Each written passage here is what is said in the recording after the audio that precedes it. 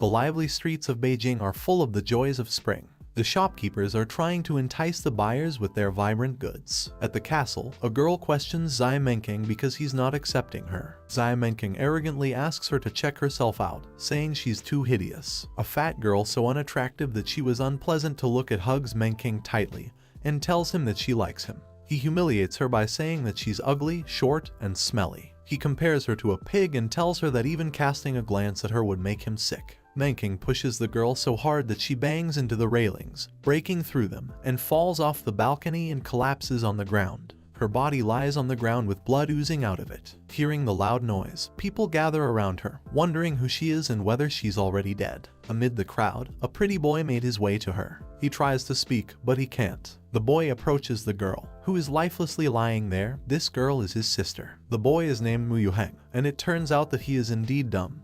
He can't even make a sound while crying.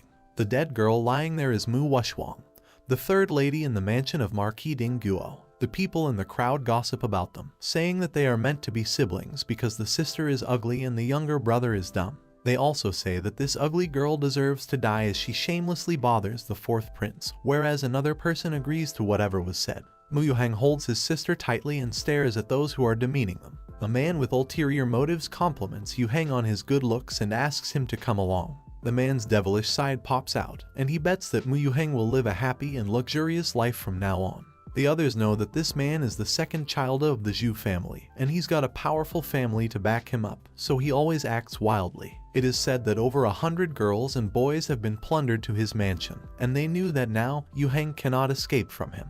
The man fondles Mu Yuheng, and at the same time, Mu Wushuang opens her eyes widely. She holds the man's hand firmly and flings him away. People exclaim that a corpse has come to life. They are also quite shocked that she threw away a man with her bare hands and wonder how she became so powerful. Mu Wushuang gets up from the ground and hisses as her back hurts. She looks at a shining green jade bracelet in her hand and remembers that she had died with the betrayer when she tried to take back the rose finch jade bracelet, the most precious treasure of Huaxia, and wonders what happened now. Before coming to any conclusion, Mu Yuheng hugs her tightly as he's so happy that his sister is fine. Mu Wushuang takes a brief glance at Yuheng, and she instantly has a liking towards him. She smiles at him and later has some wild thoughts about him because he's so adorable. Yuheng seems like a puppy, and she can't help but stroke him and hug him. Mu Yuheng pushes her away, and she wonders what happened. She recalls that he's her stunning younger brother who's weak and vulnerable and also disabled because of a martial arts competition.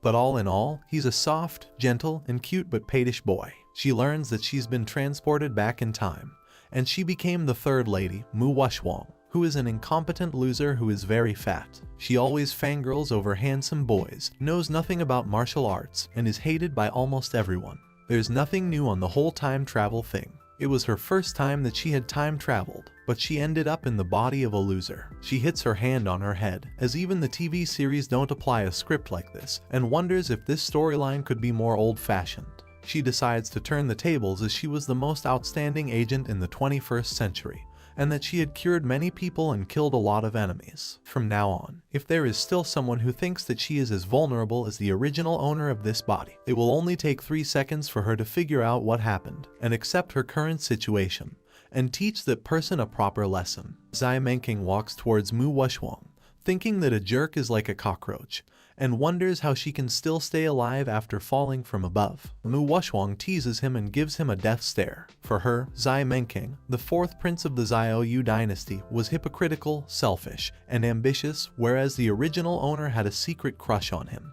But now, Menking is her sworn enemy who took her life. The noisy crowd gossips again about how Mu Wushuang is teasing Zai Menking and how the fourth prince was looked down on by a recognized loser. Zai Menking burns in anger as this fat girl makes fun of him and swears to cut her tongue and feed it. Before he completes his sentence, Wushuang hits Menking with a pineapple straight in the face. He is in utter shock as he gets a cut on his face and it starts bleeding. Menking yells at her for what she just did, but the very next moment, Wushuang stuffs a pineapple in his mouth. Mu Wushuang claps and tells him that she wanted to hit him on the face, so she did it, and she asks him if she should pick some special day to hit him. Blood oozes out of Zai Menking's mouth, and he hides behind a guard. He tells Mu Wushuang not to be so arrogant and informs her that Marquis Ding Guo was suspected of conspiracy, and he's here to arrest the remaining traitors following the imperial edict. Manking orders the guards to arrest the two traitors, Mu Wushwang and Mu Yuheng, and announces that His Majesty will grant them handsome rewards. Mu Wushwang tells him that he doesn't have any evidence and is just trying to label her as a traitor with his plain words. She demands that he should show her the evidence first. Two women rush forward and inform her that they have evidence of how Mu Rongbang and the alien clans cooperated with each other and stole royal confidentialities. Mu Ningxuan, the second-born lady in the mansion of the Marquis, is pretentious, arrogant, domineering, and a woman with a low IQ. She shows Wushwang the evidence. Mu Ningxu informs Wushwang that they tried to persuade their grandfather, but he didn't take their words seriously, and so they had no choice but to end their kinship and place righteousness above the family loyalty. Ningxu is the eldest lady in the mansion of Marquis. She is a genius, shrewd, and sophisticated person. Mu Wushwang taunts them by saying that filial piety is the most important among all virtues, but she called their grandpa by his name, which is so disrespectful. The gossips fly around the noisy crowd as they notice that both Mu Ningxu and Mu Ningxuan are here. Someone talks about how exceptional Mu Ningxu is, as she was admitted to the Xinghai school 3 years ago, and she's already a 6th-class spiritual apprentice at 16. One of them compares the difference between Mu Wushwang and Mu Yuheng, the two losers, to the rest of the ones born in the mansion of the Marquis. Another person informs the group that the old Marquis granddaughter claimed his rebellion, so it must be true. Mu Ningxu heads towards Mu Wushwang and tells her that she knows their grandfather has given her the tiger tally. Ningxu acts friendly and tells Wushwang that if she gives the tiger tally to her, she will please His Majesty to forgive Wushwang. Otherwise, she'll end up like their grandfather and die without a trace. The kind lady shows her wicked side. Mu Wushwang raises her hand and gives Ningxu one tight slap. She spits out blood and rolls over the road. Mu Wushwang stares at her pale face and asks if she's trying to threaten her. She picks up Ningxu's face gently and intimidates her by saying that the one who threatened her last time was torn into pieces and fed to a dog. When Mu Wushwang threatens Mu Ningxu, she notices that Wushwang's spiritual energy is so powerful, and wonders if she's really Mu Wushwang or not. Ningxu begins to sob and tells Wushwang that she kindly persuaded her, but she didn't take her words seriously, and even insulted her. She sums up by saying that she didn't know that Wushwang was such a person, and from now on there is no sisterhood between them. Ningxu, at any cost, has to maintain her public image, but Wushwang understands that she's been acting from the beginning. Wushwang tells her that she is pretty good at acting and that it's a shame that she's not an actress in the opera.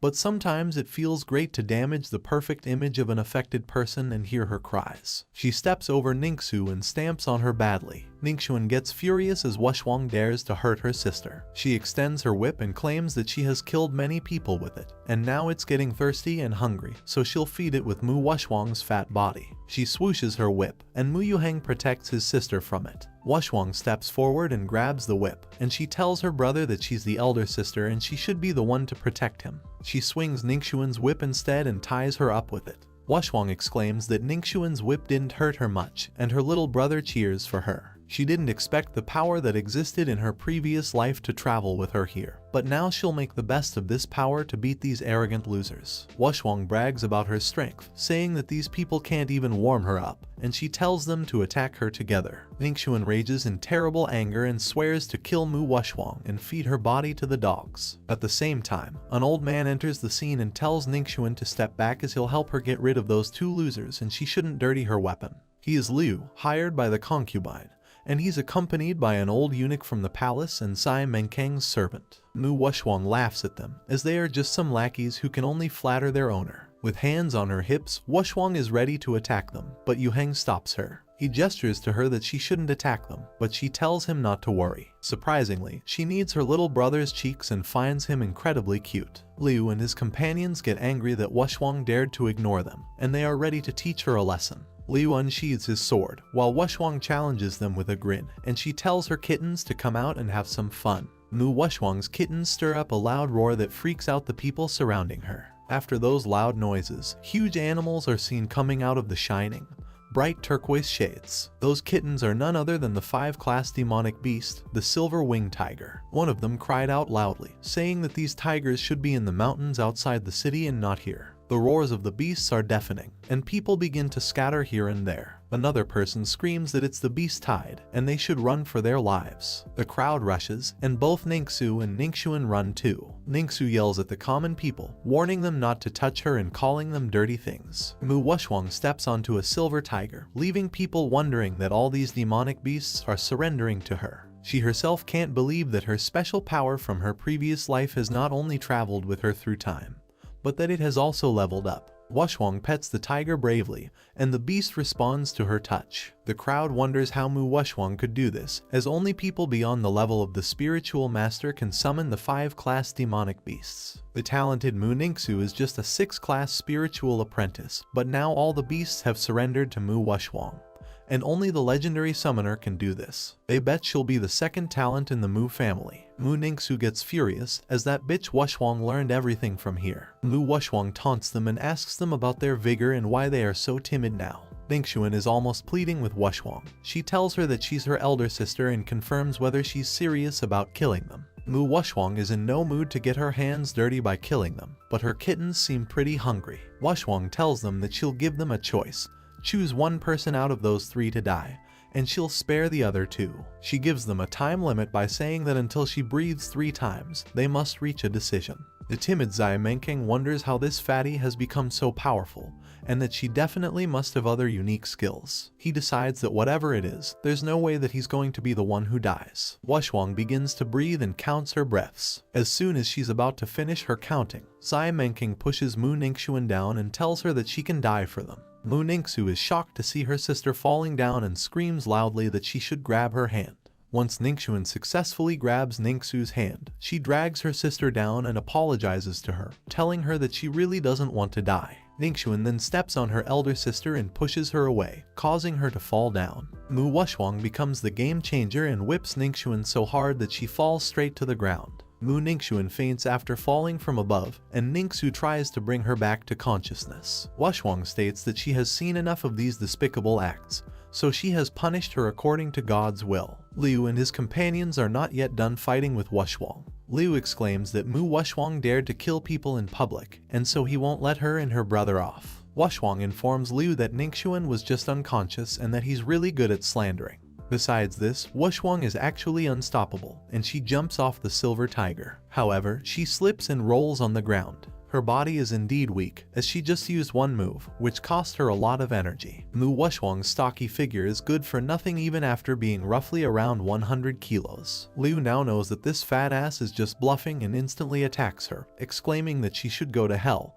and that he'll give her a summary execution. Abruptly, a wave of light hits them, terribly injuring them. Wuxuang wonders what exactly happened. A guard announces that the Prince Regent is coming, and everyone bends on their knees immediately and gives way. A handsome man in black sitting in his carriage takes a brief glance at the chaos and asks, "Who is making a mess here?" Everyone around stares at Mu Wuxuang, and she's dumbfounded. She recalls in her memory that the handsome man in front of her is Long Moshan, the Prince Regent. He was called second to the Emperor, and he's brutal and cruel. Long Moshan would kill anyone who blocked his way, and interestingly, he is her fiancé. Mu Wuxuang can't stop blushing, and she introduces herself to her prince, saying that she's Shuang and that she's his fiancé. The crowd wonders what on earth is she doing. It was a sin to flirt and seduce the prince with such an ugly face, and they had never seen someone as shameless as her. The prince leans down to her and confirms if she's Shuang, looking straight into her eyes. Long Moshan remembers their childhood, wherein little Wuxuang had taken special permission from His Majesty to marry Moshan.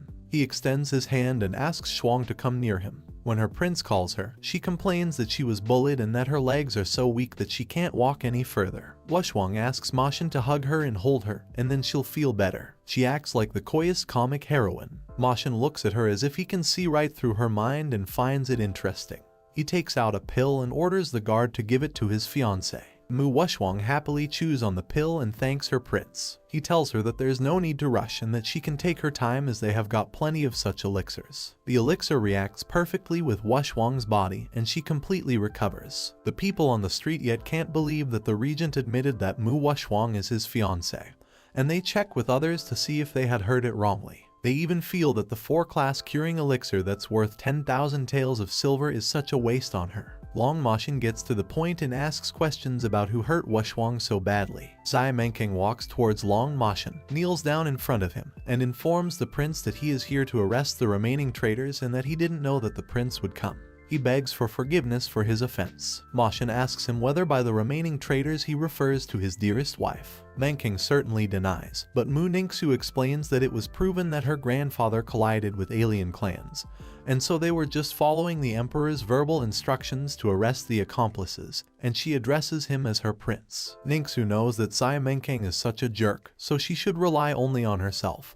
And now that she has mentioned His Majesty, she bets that the Prince Regent can't resist. His Majesty is Moshin's uncle, and so he can handle things, and he questions her about whether they are that close that she could call Moshin her prince. His fiancée calls him her prince, which is an act of romance, and asks her who she is. Ningxu immediately kneels down and apologizes and pleads for forgiveness. Moshin ignores her and questions whether she really has the imperial edict. Since Ningxu doesn't have an imperial edict, Long Moshin declares that he'll take Mu Wushwang with him. He stretches out his hand and tells Shuang to come here. Hang on, here comes the imperial edict. The guard reads out that it was God's willingness and the emperor's command that valiant Marquis Dingguo, Mu Rongbang, collided with outsiders and betrayed his country for his own glory. Silence takes over suddenly, but both Zai Menking and Mu Ningxu are happy as it's just at the right time and wonder how Long Moshin will rescue Mu Wushwang now. Moshin takes her hand in his and pulls her close to him. He assures her that she shouldn't worry about anything and that he can handle this matter. The handsome prince promises Mu Wushwang that he will take care of the matter. They look into each other's eyes as if they could witness some immense pleasure. Surprisingly, it starts snowing, building up the intensity of their romance. The people cry out in fear as it's snowing in June,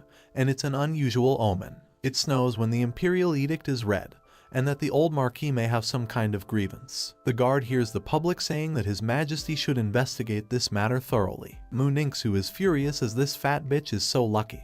Even God shows partiality for her. Long Moshin tells the guard that, as he has seen the reaction of the public, and he should tell His Majesty that he'll investigate this unjust care and clear the marquis's name. The guard agrees and leaves. Moshin finds some dirt on Wushwang's face and wipes it away softly. He tells her that he'll take her home to clean up herself. The prince awaits the moment when the phoenix appears from heaven. All the beasts will follow its orders, and when the dragon meets the phoenix, the world will change. Mu Wushwang can't run away from him, as she is his destined wife. Wushwang thanks her prince, but as the mansion of the marquis is not far away, she can walk there. He holds her hand and pulls her in for a hug and tells her that he'll definitely take her home as he said. And since they are couples, she doesn't need to be polite. Mu Ningxu is quite jealous, as she can't believe that the prince is hugging an ugly woman. She finds that there's something wrong not only with his legs but also his eyes, as he is so blind. Wushwang senses that Ningxu is staring at them, so she decides to put on a proper show for her. She stretches out and holds Moshin's face in her hands, tells him that she'll follow his advice, and thanks him again. Mu Wushwang is happy as a silly and blind prince appears as soon as she's in trouble. Besides, he's rich, just like a man-shaped ATM. Wushwang declares that he's definitely hers. She looks at Moshin with shiny eyes and then hugs him tightly. Mu Wushwang taunts Ningxu and turns to see if that little bitch is still looking at them, as she is doing this on purpose. Mu Ningxu is going to burst with anger any moment, and she challenges Wushwang to wait and see, as one day she will bend on her knees and beg Ningxu to spare her. The guards then announce that his prince is leaving and that they should make way again. Mu Wushwang is still happy with Long Moshin in his carriage. She wonders whether the royal family indeed lives an extravagant life. She feels pity that she cannot share these comforts with her stunning younger brother and suddenly remembers that she had almost forgotten about her brother and asks about his whereabouts. Wushwang notices that her brother is being held by the silver tiger. Yuhang was being protected by the beasts in the sky when Wushwang was busy fighting. Mu Yuhang looks a little petrified, but he tries to tell his sister that he's here. They arrive at the mansion of the marquis, and the siblings enter the gates of the mansion happily. But they soon find out that their house was ruined. The mansion of the marquis is on fire, and their nameplate stating that it's the mansion of the marquis, Dingguo, was ready to fall off at any moment. Wu Wushwang knows that this was done by her evil sisters. Mu Ningxuan and Mu Ningxu are merciless. They not only labeled their grandfather as a traitor but also burned down the house because they wanted to kill Mu Wushwang and Mu Yuhang. But now that Wushwang has been reborn, she won't let such a thing happen again. She will make it twice as hard for them, and she'll make sure that they suffer. But before that, Wushwang and Yuheng need a residence to be safe. Mu Wushwang stares at her prince, and she instantly has an idea. Long Moshin stares back at her, waiting for her to tell him what she's up to. Mu Wushwang attempts to persuade her prince by making a cute puppy face and asking him if he could allow them to live in his mansion for a while, and she'll come back as soon as their mansion is rebuilt. Though her appearance is not that pleasing, acting cute would also work. Wushwang even asks him to lend them some money to renovate this mansion if he's so nice, and it's not much.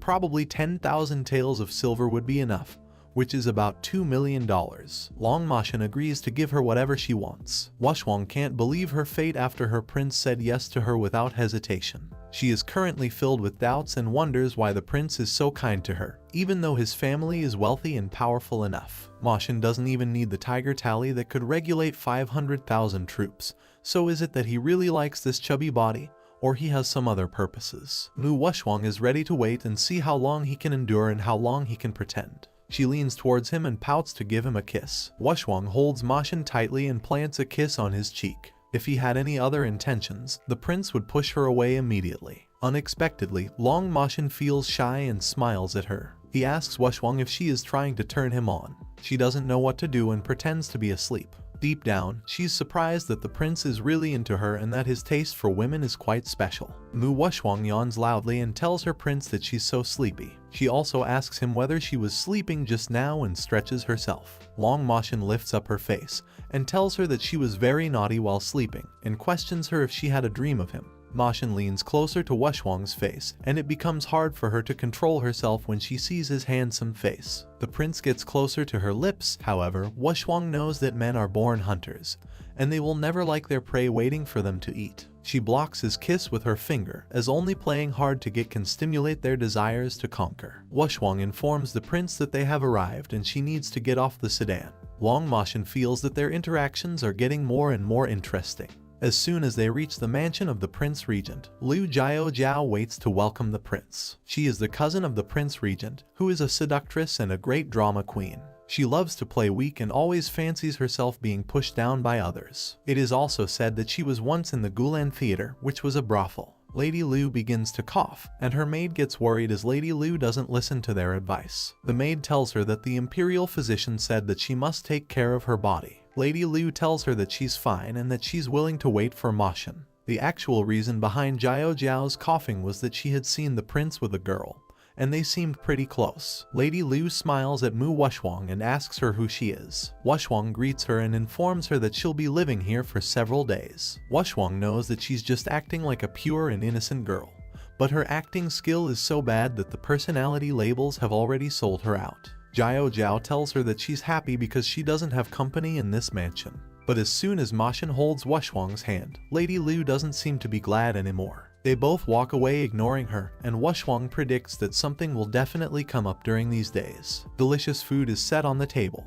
and Wushwang is thrilled at the sight of these amazing dishes. She quickly sits down in Lady Liu's seat next to her prince. Liu Jiao gets annoyed, and her maid argues that this seat is specially for their lady. At first, Wushwang ignores her as she's busy stuffing herself with food, but then she asks the maid if her lady's name is written on this chair. The maid gets furious and yells at Mu Wushwang, saying that she doesn't know anything about politeness and that her lady used to sit here, and she tells Wushwang that she should sit in the guest seat. Mu Wushwang really underestimated her and asked her how a maid could paw at a guest. She also questions the maid by asking who exactly had behaved impolitely, and Mu Wushwang gives the maid a hard slap. Wu Yuheng gets up and bangs the table, indicating that he's a tough boy, and they can't be bullied when they have just arrived here. Long Moshin orders the guards to feed her to the dog. Wushwang is clueless about his decision, but Liu Jiao and the maid seem to be quite satisfied. Lady Liu is happy as Moshin really cares about her, but she finds that it's not enough to feed Wushwang to the dog. Two guards enter, and instead, they drag the maid away. The maid screams for help and tells the guards that they have got the wrong person. Liu Jiao approaches the prince and asks him if he got the wrong person, as Wushwang should be the one. Long Moshin stares at her coldly, and that one stare is enough for Jiao to tremble from head to toe. Moshin then hands over a key to Wushwang. He tells her that this is the key to the storehouse, and she can spend money as much as she wants. He also informs her to move to the Mingju court after she finishes her meal. As for Yu Heng, the prince lets him live in the outer court. Mu Wushwang is grateful and thanks her prince. It seems that Wushwang just unlocked an amazing plot where the president gives the silly girl his card and tells her to spend money as she wishes. Her imaginary story could be named as A Fat Girl and Her President in a Wheelchair. Liu Jiao feels that this is extremely unfair, as she's kept everything in order in this mansion. But the prince didn't care about her feelings in front of strangers. Moreover, he gave the storehouse key to the ugly, fat woman. She swears to teach Mu Wushwang a lesson and clenches her fist so hard that it starts bleeding. One day later, Wushwang has finished settling down, and now she's walking around the mansion. Ningxuan Pavilion is just at the opposite of Mingju Court, so it's so convenient for her to see the prince. She heads towards the pavilion, but a guard stops her right out of the door, and he asks her what she is doing here as the prince is bathing now. He's the prince's personal guard, he's highly skilled in martial arts, and he has a crush on Lady Liu. At the same time, Jiao enters and tells the guard that he shouldn't be so mean to Wushwang as she is their guest. Liu Jiao coughs again, performing her fake weakness act. The guard holds Lady Liu and apologizes for his bad behavior, and tells her that she shouldn't get angry as she's very weak. Wushwang is enjoying the drama as she knows that Lady Liu always acts like a weak girl, but it is easy to let the cat out of the bag. Mu Wushwang screams and asks permission from the prince to come in. The guard laughs at her and tells her not to shame herself, as this is the prince's private place, and even Lady Liu cannot go in there. But then, Ma Xin grants her permission and tells Wushwang to come in, leaving Lady Liu, and the guard offended. Mu Wushwang excuses herself and teases them by saying that it doesn't seem that the prince treats her as a guest. Mu Wushwang teases them and leaves, but Liu Jiao seems to be trembling with anger. She wonders what this fatty has done to Ma Xin, as he always obeys her in everything. The guard lends a helping hand to Jiao and asks her if she's feeling unwell. In anger, she throws the tray and tells the guard to piss off. Mu Wushwang opens the door, and her eyes are delighted to see the prince resting peacefully in the sparkling water. The level of her anxiety rises, and her nose bleeds. Wushwang declares that she's coming, but she stops right in front of her prince and admires his broad shoulders and narrow waist, which are similar to an inverted triangle. She imagines touching his muscular abs, assuming that it must feel so great. After a while, Wushwang notices that this is not normal water, as a lot of traditional medicines for promoting blood circulation and detoxification are added to the water. This is a special spring for curing the prince's legs. Wushwang dips her finger in the spring and tastes the water, and Yu Heng reminds her that it's bath water. Ma Xin finds it weird, and Wushwang analyzes that this medicine in the spring is powerful, but it may not work on him. He questions her about how she knows about all this, and she tells him that she knows a little bit about it and that he protected her today, so she'll give him a big gift. In her previous life, Mu Wushwang was a highly skilled doctor who had cured many patients,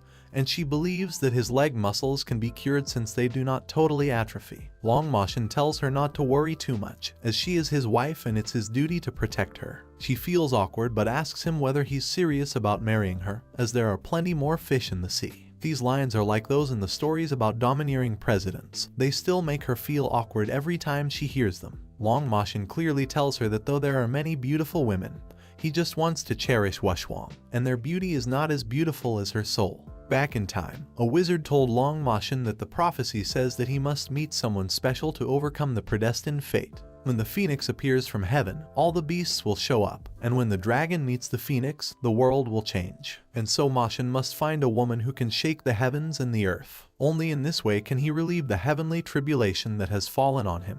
The prince realizes that Mu Wushwang is his destined wife. Wushwang tells him that he is insightful, as he can even tell that her soul is beautiful. But deep within, Wushwang doubts that the prince regent must have hidden something from her, which arouses her interest in finding out his secrets. Ma Xin tells her that if she doesn't believe him, he'll prove it to her. The prince holds her hand and drags her, but she doesn't move an inch. The second time, he drags her harder, but nothing happens. The third time, he drags her very hard with all his strength, but she's as stable as a mountain. Mu Wushwang is done with him and tells him that she is a girl and asks him, what does he take her for? Wushwang holds both his hands and pulls Ma Xin out of the water, and he's completely naked. She immediately apologizes as she's pretty powerful. Ma Xin catches her off guard, holds her closely, and jumps into the water with her. After falling into the water, Wushwang is worried as she thinks Ma Xin might kill her just because they disagreed with each other. On the contrary, the prince pulls her close and puts a chain around her neck. He tells her that this jade pendant was left by his ancestors, and he has been wearing it all the time. It can help strengthen the vitality. Fortunately, he wasn't trying to kill her, as she almost thought she was going to die. Mashin tries his best to pull the chain to close it, but the chain is too short. He stops trying and wraps it around her wrist. Long Mashin tells her to take it with her, and she shouldn't take it off without his permission, as this is the proof that Mu Wushwang belongs to Long Mashin. Wushwang feels that he sounds gentle, but there's a strong sense of oppression that everyone cannot defy his orders. She compares his good and evil sides. She wonders if the good side is the real him, as his kindness to her before was all based on her being compliant. No wonder that so many people are afraid of him, and he's so moody that no one could really know what he's thinking. Wushwang realizes that the pendant looks like a part of the dragon phoenix jade, and obviously it's valuable. So it seems that her prince really wants to marry her, but the purpose of her rebirth is not to get married. Mu Wushwang tells her prince that, with all due respect, he's so poisoned now that he has even lost the ability to move his legs, and he has to be supported even when he walks. She wonders if any other parts of his body run well in some way. Mashin drops her in his arms and tells her that he'll show her now itself. Wushwang wonders if this is the so-called forced love. She waits for him to answer, but Long Mashin starts crying, leaving her to think that there's really something wrong. Wushwang was just joking with her prince, but she didn't expect it to be true. She apologizes as she touches his sore spot and tells him that she totally understands him. Meanwhile, Liu Jiao calls for Mashin and tells him that he has been overworking and needs to take some tonics. She informs the prince that she has made tonic soup for him and asks permission to come in. Long Mashin is in no mood for anything as his heart is broken. Mu Wushwang tells him that his cute cousin is coming to give him the tonic, and if Jiao sees them like this, she will be irritated to death. Mashin tells her that he doesn't mind, but Wushwang argues, saying that she definitely does. The prince embraces Shuang and tells her to let Lady Liu see it closely. Mashin tells Lady Liu to come in, and here Wushwang harasses the prince. She tries to balance Mashin on her stomach, and he screams as he's going to fall down. Liu Jiao can't take the sight anymore, as it's really an eyesore. She wonders why the prince prefers that fat woman but ignores her completely. If this goes on like this, the status of princess won't be hers, but Jiao is desperate to get it. Liu Jiao exclaims that she is feeling so dizzy and drops the tray from her hand. Both Mashin and Wushwang watch closely and wonder what is going on, and Lady Liu faints and falls on the ground. The physician informs them that it shouldn't be like this and inquires about how the lady suddenly got so weak. Lady Liu's maids tell the physician that Lady Liu stays inside for a whole day and often cries in the room. She begs the doctor to try his best to save her. Another maid informs the physician that her lady even coughed up blood last night, and if she hadn't found that veil hidden by the lady, they wouldn't have known that Lady Liu was so badly ill. Mu Wushwang examines Lady Liu and concludes that the complexion is ruddy, and the pulse is stable, so it's obvious that she is pretending to be unconscious. The doctor informs the prince that the hemoptysis is caused by depression, and as long as the depression in her heart is released, she'll be okay. Otherwise, if Lady Liu is still weak like this till the full moon night, she won't be able to give her blood to him. Mu Wushwang is thrilled to know about the blood giving on a full moon night and wonders that there are not only mysterious beats in this strange ancient dynasty but also his prince is a vampire. She imagines Mashin carrying Lady Liu as it's feeding time. Being filled with suspicion, Wushwang fiercely opens the prince's mouth to check on his sharp teeth. Long Mashin tells her that she got the wrong idea as he is using her blood to cure the poison. Shuang gets to know that the prince keeps her in the house just for this purpose and that he doesn't like her. Unexpectedly, Lady Liu's maid kneels before the prince and complains that Lady Liu is willing to contribute herself to the family. But the prince has never given her the status. That's why she's got depressed and coughed up blood. She sums up by saying that she had to venture to say something for herself today, and that if the prince had given her the title of princess, it wouldn't have turned out this way. Wushwang understands that Liu Jiao is putting on the play. Long Mashin clarifies that he has promised that in this whole life, only one woman could become his wife, and he would have only one wife throughout his whole lifetime, and that's Shuang. The prince's statement leaves Wushwang astonished and makes Liu Jiao anxious. Lady Liu's only purpose was to become the wife of the prince. Mu Wushwang sighs, although she didn't want to get involved in this kind of fight among women. Since Mashin gave her shelter when she was homeless, she might as well deal with this scheming girl for him. Wushwang heads towards Liu Jiao with a pot of tea. She regards Jiao as her sister and tells her that she looks so ruddy and must be having a fever. The little devil in Shuang pops up, and she is ready to give Liu Jiao some tea so that she can cool down. Lady Liu wonders what this damn fatty is going to do. Maybe Wushwang wants that Jiao Jiao should drink herself to death. Mu Wushwang applies her well-planned strategy and bumps onto the bed, splashing a good amount of tea on Lady Liu. She pretends that it happened by mistake. When the maid comes to interfere with her, Shuang spins around and splashes tea on the maid too. Mu Wushwang acts like an extremely silly girl, telling them that her hand slipped and apologizes. Wang Moshan sniggers and enjoys seeing that Shuang is so intriguing.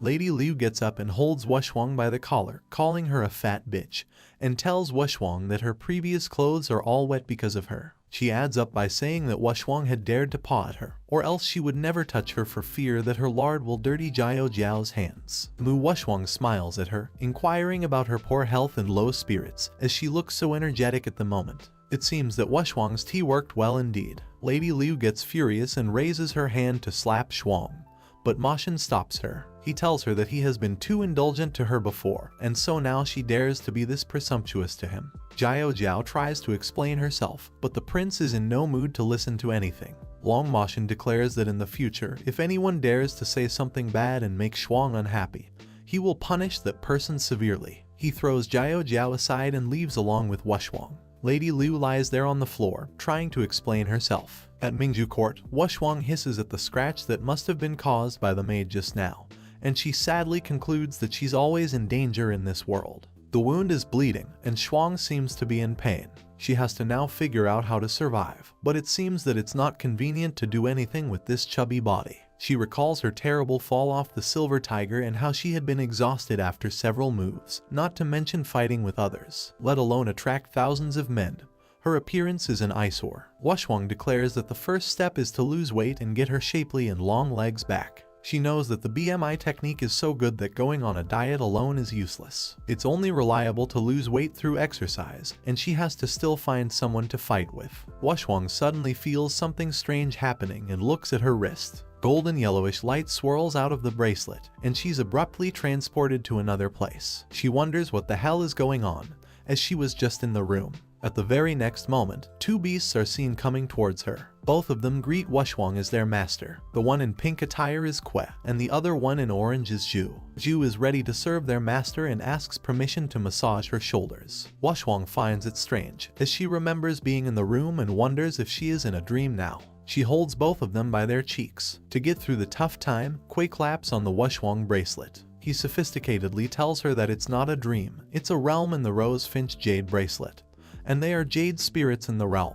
Zhu seems quite excited and tells Wushwang that they were born tens of millions of years ago, and it has been hundreds of thousands of years since their former master passed away. Since then, they have been in a deep slumber, waiting for a new master until Wushwang's blood woke them up. Next, Kue hands Shuang a pile of books and tells her to read them herself, as he doesn't want to waste his time explaining the content to her. Kue acts indifferent towards Wushwang, and he gets scolded by Zhu. Zhu tells him to be passionate to the master. Mu Wushwang reads a book called Introduction to the Setting of My Chubby Princess, in which she gets to know about the continents. At the highest heaven continent, Tao is the belief. The hierarchy is based on the level of Kai circulation. According to the level of Kai, the three continents are, namely, the low-level continent, the middle-level continent, and the high-level continent, with hundreds of countries and thousands of cities in each. Zhu explains that the highest heaven continent is only a low-level continent, and it is short of Kai. Wushwang needs to speed up her cultivation to upgrade so that she can go to the high-level continent.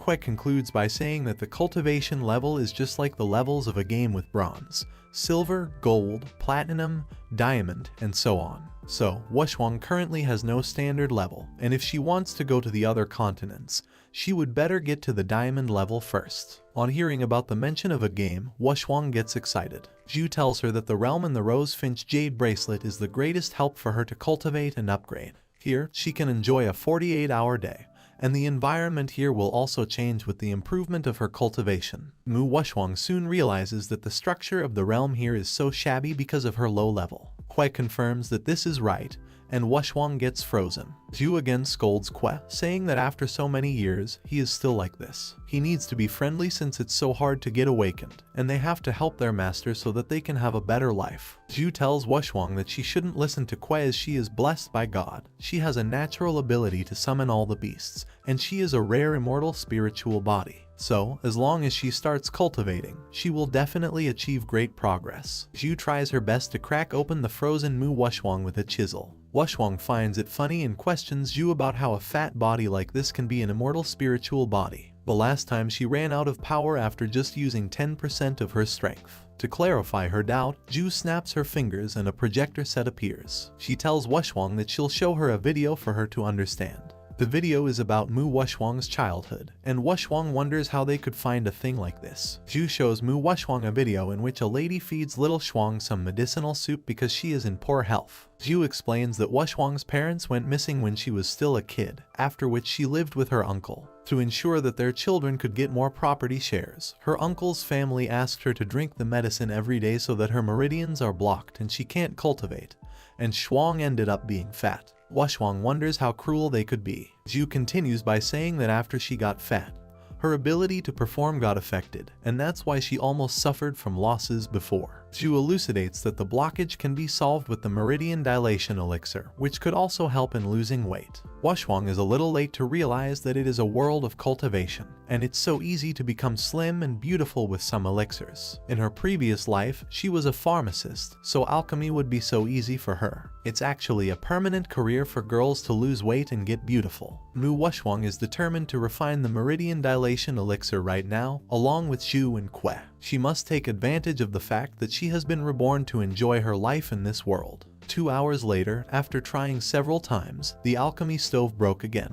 Wushwang is annoyed as they fail countless times and wonders if this is really possible. Kue enlightens her by telling her that alchemists need to control the heat by fusing their minds with alien fire, and that the elixirs she is making with the fire spit by Zhu are very different. Zhu encourages Wushwang by telling her that those who have learned how to refine elixirs have to fail hundreds of times. Shuang spots a round object near the pot that looks like gold. Zhu is surprised and tells her that it's a semi-finished product of a one-turn elixir. Zhu explains the division of elixirs and praises her master for being talented.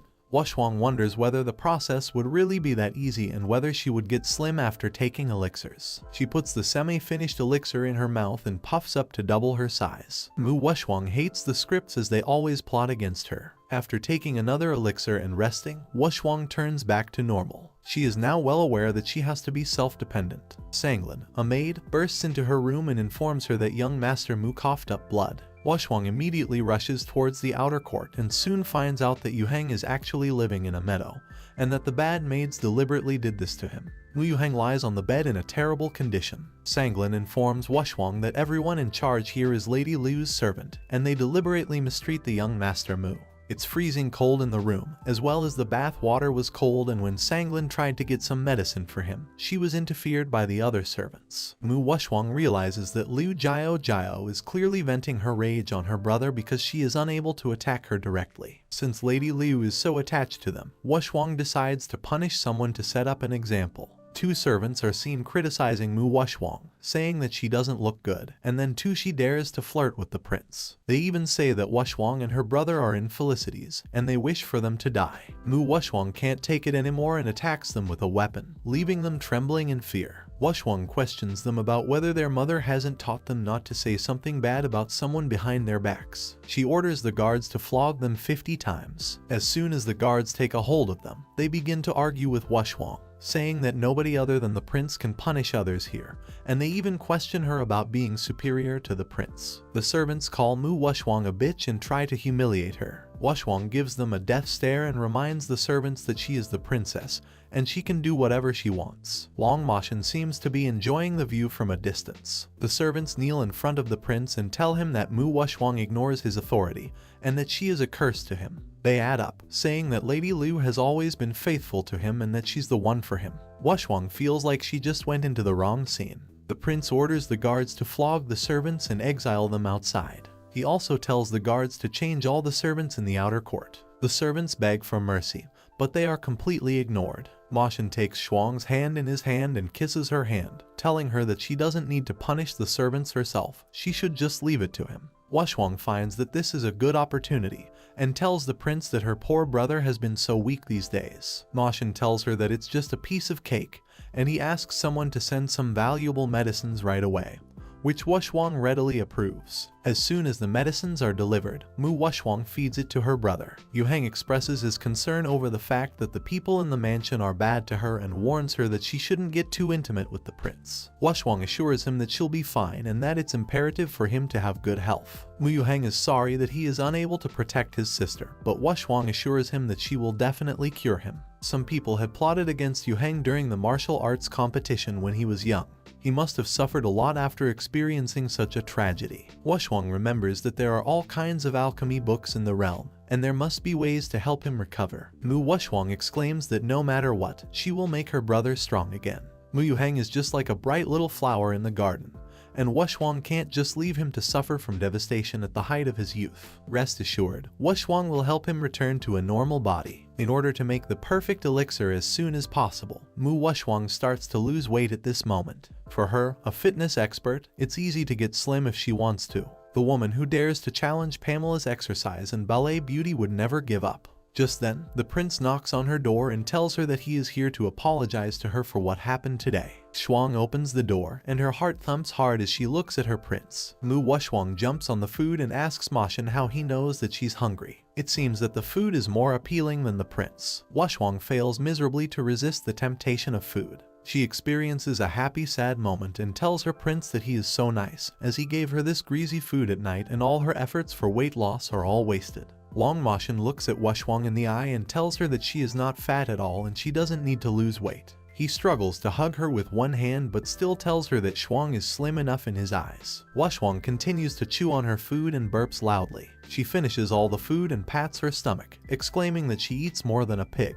Shuang thanks her prince for the midnight snack and tells him that it is so late that he would better get back if he has nothing else to do. Long Mashin wonders why Wushwang always pushes him away. He tells her that he has something else to do and approaches her. The prince holds her face and tells her that he has something more important to do than sleep. He tells her that he wants to have little pigs. Wushwang quickly escapes his grip as she tells him that her mouth is very greasy and she needs to clean it first. Mashin grasps her hand and bends closer. He tells her that she doesn't have to clean her mouth as he can do it for her. As he gets closer to her, the bed creaks. The bed cracks the next moment, and Wushwang is about to fall off, but Mashin pulls her back. The poor prince is dragged along with Wushwang, and the situation spirals out of control, with Mu Wushwang falling over the prince. She manages to get up, but it seems that Mashin can't move at all. The servants help the prince and take him to his room to rest. Wushwang realizes that losing weight is a must. The next day, rumors are spread all over the mansion that the prince was lifted out of the room of Lady Mu last night,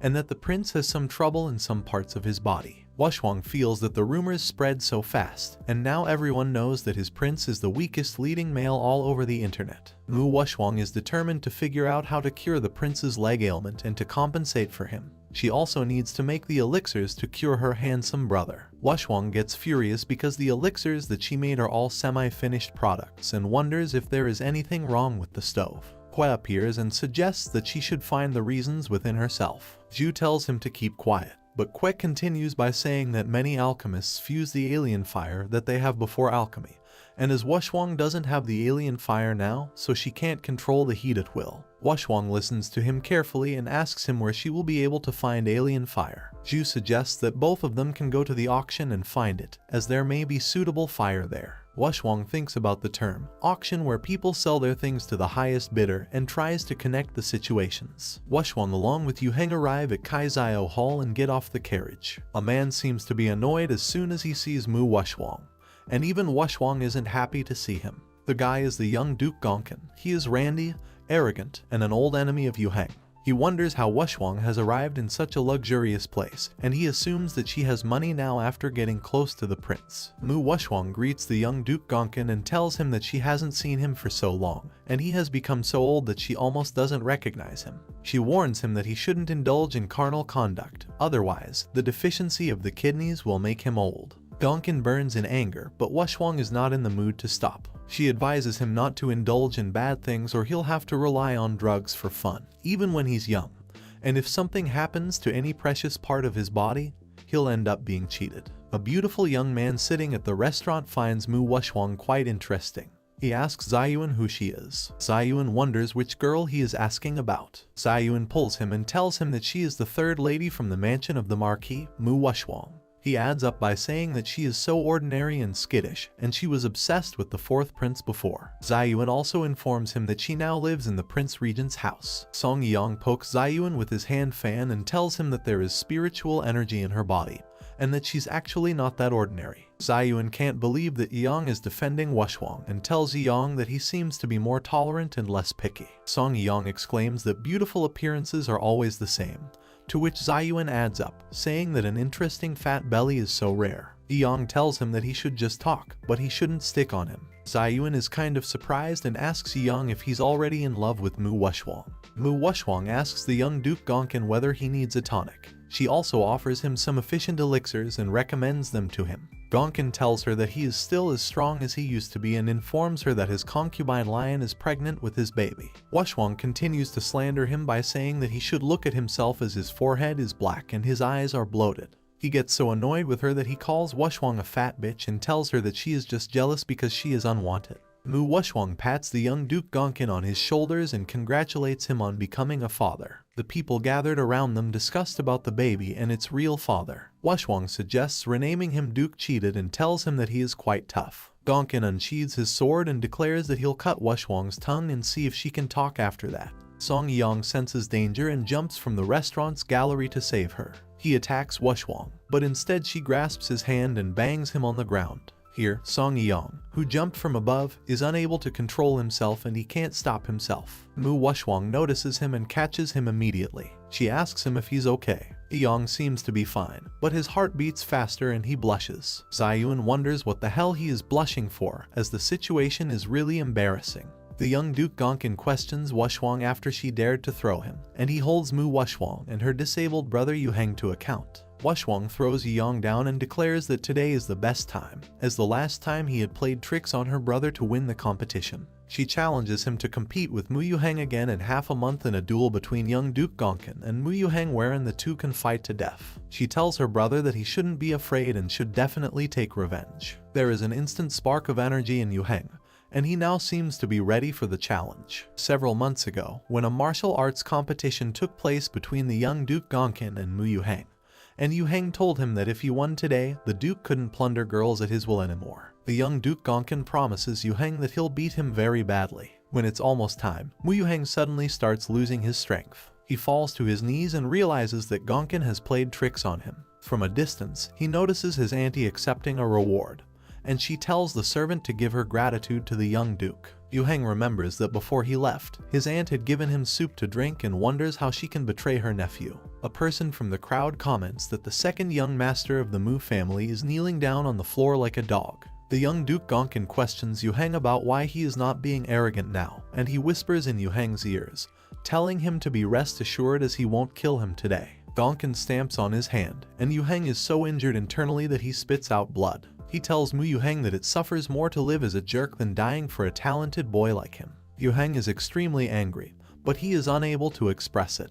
The young Duke tells Yuheng to please him with his wine. Meanwhile, Mu Wushuang appears and tells her brother to run. Looking at the condition of Yuheng, Wushuang's tears are not yet ready to stop. She tries to break in, but the people stop her because she cannot go in. They inform her that unless one side surrenders, she can't interrupt the competition once her brother has entered the challenge arena. Coming back to the present time, the young Duke Gonkin tells Wushuang that it seems that it is not enough for her that he had crippled her brother last time. He accepts the given challenge and tells her that he'll see them in the arena at the gate of the city exactly after half a month. Mu Wushuang states that who doesn't dare come is a coward. Gonkin departs with his concubine Lion, telling her that they must first purchase a coffin for the little crippled boy. Song Yeong exclaims that Mu Wushuang has made a big gamble. Wushuang tells him that she never does anything that she is not sure about, and now that she has made it, she is sure that she'll win it. Mu Wushuang has found a way to refine the elixirs that could restore the body of Yuheng in the realm. Half a month will be enough for her, and if she could get the alien fire today, the effect would be even more amazing. Yeong knows that this chubby girl is indeed different. He tells Wushuang that she owns a VIP room in the Kaizio Hall, and invites her to stop by and have a word with him. In the VIP room at the Kaizio Hall, the table is filled with food. Song Yeong hands Wushuang a plate of food and tells her that this snack is prepared specially for her, and that women should be nice to themselves. Yeong is a sweet person and is friendly to all the women. Mu Yuheng feels that he is flattering Wushwang for no reason. Mu Wushwang can't believe another beautiful man is enamored with her and wonders if she just walked into an imperial palace and would end up playing with 100 gorgeous and handsome guys every day. She feels that the taste of beautiful men in this world is quite strange, as they like a fat woman like her. A man interrupts them and introduces himself as the person in charge of treasure appraisal in the Kaizio Hall, and asks them who has elixirs for auction. Mu Wushwang immediately takes out her 6-ingredient nutrition elixir. The old man notices that it's a semi-finished product and tells her that she is looking down on him and wants to pick a fight with him by taking this kind of elixir to the Kaizio Hall. Wushwang forcefully puts one elixir in his mouth and tells him that he should not waste time but taste it, and he'll know the quality. The old man seems to enjoy the taste and feels energetic. His kidneys are repaired, and he is back to his youth. The old man transforms into a young, handsome boy from within, and Wushwang feels that this is a gross exaggeration and tells him to be careful as the readers may report his false advertisements. The old man assures her that he will spare no effort to make this 6-ingredient nutrition elixir the most popular product this summer. After the thrilling shopping rush, the old man tells Wushwang that he is honored to complete the mission and offers her the net profit. She stops him in the middle and tells him that it's exciting to count money herself. The total comes to 14 million taels of gold, and Wushwang is rich now. Song Yang approves that her soul is just as interesting as her belly. Mu Wushwang tells the manager to take all the money and give her all the lotus alien fire he has in store. For the first time ever, Wushwang feels rich and extravagant. She asks him if the money is enough, and the old man says yes. Zayuan feels that this girl is too extravagant and that women need no reason to buy things. With just a little money, she got what she wanted. As for Wushwang, the smile of her handsome brother is 1,000 times more important than money. Song Yang finds Mu Wushwang really attractive when she doesn't regret the loss of thousands of gold. Zayuan wonders that only Yang, the prince of the Lamb of Dongchen State, who has countless money, will appreciate this kind of extravagant behavior. The old man strikes as the deal is done and puts up the next item, a realm stone, for auction. Zhu immediately pops out and tells her master to buy it. Wushwang asks her why she wants the stone. Zhu tells her that once she has the stone, not only can the realm of the jade bracelet be fixed, but she could also upgrade by 2 levels. On the other hand, Kue, being straightforward, asks Wushwang to buy it because he wants it. Wushwang exclaims that it's just a piece of cake as she has just earned so much money, but she soon realizes that she just spent all the money. Kue crosses his hands, whereas Zhu seems to be in a shock. Looking at Wushwang's condition, Song Yang asks her if she has some kind of problem. Zayuan tells him that she must have regretted spending the money, and she's actually heartbroken.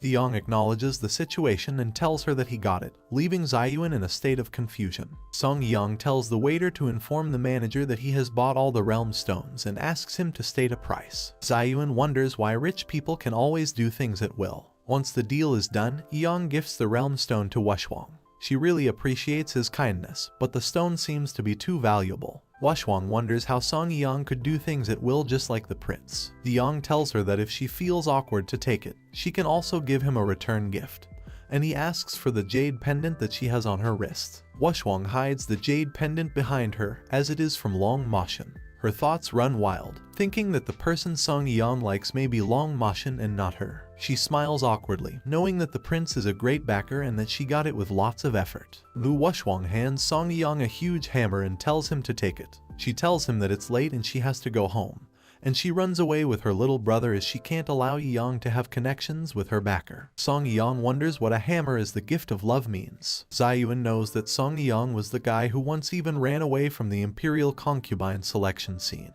and he finds it annoying that Yang is suddenly interested in that fat woman. After running for a long time, Mu Wushwang and Yuheng reach an empty alley. They are abruptly stopped by a man with a mask on his face. He tells Wushwang that he is really interested in one thing that she has. Wushwang asks him whether he is after her for her money or her beauty. The masked man laughs at her and asks her if he really has beauty. Unexpectedly, Long Moshin appears in the alley and asks the man if he is laughing at his schwang.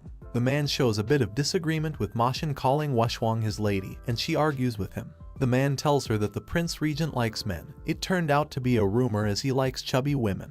Wushwang gets furious and tells him that he's chubby as a ball. The man finally gets back to business and tells Wushwang that the realm stones can only perform their function when they are used by alchemists like him, and the young master actually gave the treasure to her, and that's a waste. He asks her to give it to him, but Washwang tells him that it's hers now that it's been given to her, and even if she throws it away, he can do nothing but just stand there and watch. Long Moshin is good at seizing the focus and noting that there is something valuable given to Washwang by a young master. The masked man tells Washwang that she will not feel safe under the protection of the Prince Regent and asks her if she remembers what day it is today. It's a full moon night. The poison in Long Moshin's leg takes effect on the full moon night. The prince claims that he has overrun the highest heaven continent for so many years and that he kills people anytime he wants, and he doesn't care if it is the full moon night. Moshin attacks the man, and he falls straight to the ground. He wonders how this could be possible, as the prince should clearly be weak on the full moon night. Long Moshin knows that the condition of his leg is not so good now, and he would be in danger if he insisted on using his internal energy. He should better end the battle soon. Mu Washwang notices the prince's condition and is now ready to attack the masked man with her super beasts, as he provoked her and she swears to beat him to nothing left. Mu Washwang gets furious when the masked man challenges her. She is ready to attack him with her creepy kittens and turn him into dust. The masked man is shocked to see that she could summon the 5-class demonic beasts, and asks her who on earth she is. Washwang sagaciously tells him that she is his master. It's time for the masked man to escape, and so he diverts her attention towards the prince, saying that she should first take care of him as he seems to be dying. Long Moshin is in terrible pain as the poison takes effect on him. Washwang checks his pulse to see how he is doing. The masked man wonders if there must be something wrong with this woman, but now his priority is to get the space stone. He snatches away the stone and tells her that a stone could never compare with her husband. Mu Washwang is confused for the moment because she wants to stop the masked man, but she can't leave her prince alone. The masked man happily runs away and exclaims that a fatty and a cripple are meant to be a blessed couple. Washwang has no time to think as she needs to cure Moshin. The prince tells her to go and catch the man, but it doesn't seem like he's really fine as he is trembling. Moshin remembers the embarrassing moment when Washwang worried whether some parts of his body ran well. He tells her that they should go back to the mansion. Mu Washwang tells the prince that he is definitely more important than an ordinary stone and rushes towards the mansion along with Yuheng. Mu Yuheng feels extremely useless as he could only stand and watch when Washwang was bullied by others. The siblings sit in Washwang's room for dinner, but Washwang seems to be worried about him. Long Moshin forced himself to use his internal energy as the poison took effect. Moreover, he even refused to let her take a check. She looks at her jade bracelet and wonders that she must be too careless to let go of the realm stone, and she plans to get it back. Mu Yuheng expresses himself and lets her know that he's extremely sorry because he's so useless. Washwang thinks that her little brother is so cute and that she could never blame him. She promises him that she'll help him regain his power after she absorbs the alien fire. The siblings swear to protect each other in the future. Later at night, a servant taps on the door and informs the prince that the blood of Lady Liu is ready. He knocks on the door a few more times and then opens it, only to find out that the prince is not there in his room. The moon is around again, the wind and the moon remain the same. Long Moshin seems to be in a different mood tonight. It's the full moon night again, and he yet can't rid himself of the heavenly tribulation. He is lost in his own world. The servant finally finds him and serves him the blood of Lady Liu. The prince takes the soup and orders the servant to leave. He remembers the words of the wizard telling him that he must meet someone special to overcome his predestined fate, and he wonders if this ordinary blood can cure the poison. Quest screams and calls out to Mu Washwang and wonders why he has such a useless master who can't even protect the realm stone. Quest is quite angry, and Washwang pats him and tells him that saving Long Moshin is her priority, and she can't just stand by and see her backer in danger. She holds Quest tightly and tells him that the realm stone isn't the only thing that can be applied to upgrade the realm, and she assures him that she will definitely change the realm into a luxurious hall with her wisdom. Keeping the promises apart, Quest currently wants her to let go of him. Washwang asks Zhu if Quest was possessed by a pig, as he could only mumble now. Zhu tells Washwang that she should not pay attention to him because he only talks bullshit. Zhu tells her that she is in the space tonight, so there must be a purpose. Washwang shows them the alien fire and tells them she needs to absorb it as soon as possible so as to refine elixirs for her handsome brother. Zhu encourages her to absorb the alien fire, and Quest observes her carefully. Mu Washwang meditates and tries to absorb the alien fire, and soon she can get the right feeling. She was full of energy. She wants to be slim, and she wants to fly into the sky side by side with the sun. Okay, stop. The alien fire freezes, and Washwang wonders what's happening. She yells at the alien fire for refusing her and congratulates it for getting her attention. Hua tells her that it's because her foundation is too poor to resonate with the exotic fire. He suggests that she should just get a cauldron as an aid, and she'll be fine. Zhu declares that they'll do it tomorrow. Mu Wushwang exclaims that the beginning is always the hardest. She is a fatty who doesn't want to admit her lack of ability. Of course, she can do anything she wants. Hui is embarrassed, as it's just bad luck to meet such a master. Next morning, when Wushwang is heading out from the mansion of the Prince Regent, Liu Jiao stops her. She brags about detoxifying the prince again, and she tells Wushwang that she doesn't care about status, but the prince can't live without her. Wushwang can't deny it though, but she tries to scare her. She tells Jiao that this can only prove that she is just a hardworking blood feeder at most and asks her where her pride comes from. Wushwang is in a hurry and assures Lady Liu that she will never suffer from hunger at this mansion. Wushwang reminds her that she should make an appointment in advance for a battle, and she leaves. Lady Liu is annoyed to the core and curses Wushwang that she'll die in her boots. Lady Liu whines and complains to Ma Shan about Mu Wushwang. She tells him that Wushwang envies her figure and her appearance, and she humiliates her as a cow, whereas Jiao is only concerned about the prince day and night. She demands that the prince take revenge for her. Long Ma Shan, on the other hand, is busy imagining Lady Liu as a cow, and he was trying hard to hide his chuckle. He asks the servant to tell him what Shuang has done. The servant explains that before the princes went out, she and Lady Liu had a quarrel. The prince ignores the rest of the part as soon as he hears that Shuang went out again. Lady Liu calls out to the prince, but he leaves in a hurry, and she falls straight on the floor. She wonders why the prince always thinks about that fatty bitch. The servant comes to help her out and assures her that the prince said that since the princess had given orders, she would never suffer from hunger here. He tells her that there's enough food. Lady Liu is instantly annoyed, yells at the servant to piss off, and exclaims that she is not a cow. Mu Wushwang arrives at the alchemy appliance store, and Kui excitedly guides her to buy a specific cauldron. She points it out and tells the manager that she wants this cauldron. But young Duke Gonkin smacks money on the shop's counter and declares that this cauldron is his. He tells Wushwang that she is a fatty jerk and she doesn't deserve to buy this cauldron. Wushwang is annoyed and wonders why she always meets him when she's out. Gonkin shows her the new alien fire that he got lately, and Wushwang laughs at him loudly. She teases him, saying that it's small and green, and it definitely matches him. He yells at her and asks her what the hell that means. She tells him that green means that he's cuckolded, and she teases him, saying that it was not surprising that he could get this type of alien fire. After all, he is a rare species of green tortoise duke. Mu Wushwang imagines him as a tortoise, and now she can't stop laughing. The following moment, a servant rushes towards the tortoise duke with bad news. He informs Gonkin that the imperial concubine Zhang ran away from home and she left a message saying that she was going to pursue love, and she also wrote that the child was not his. Oh my god, he's really a cuckold. He blames Wushwang because she was the one who cursed him. She wonders if this man has gone crazy and tells him that it was not her who cheated on him. While arguing with Wushwang, someone lifts the tortoise duke by his collar. It was Song Yang who desperately wanted to be the hero and rescue the beauty this time. Yang warns Gonkin with a kind smile, saying that if he dares to cause trouble again, he will sponsor his concubines with 10 million taels of gold and make sure that all of them pursue their love. It's nothing, just a foolish crown prince scattering his fortune today. Gonkin is not afraid of Wushwang, even if she's got support, and he threatens her by saying that after 1 month, he'll let her die, and then he rushes to stop his imperial concubine. And behind him, his servant runs with a dozen green hats for the duke. Song Yang greets Mu Wushwang and tells her that it's a pure coincidence. Zayuan knows that he deliberately waited for her before dawn. Wushwang thanks him for the help and asks him why he is here. Yang tells her that he wanted to know if there was any deep and lingering meaning behind the gift that she gave him last time. At this very moment, Zayuan can't even look at his friend. Wushwang doesn't know what to do and wonders why this man is entangling her again. She would never give him a chance to get close to Long Ma Shan. Mu Wushwang makes up a quick story, and both Yang and Zayuan listen to her. She narrates the usual story of a prince and a princess getting married with a happy ending.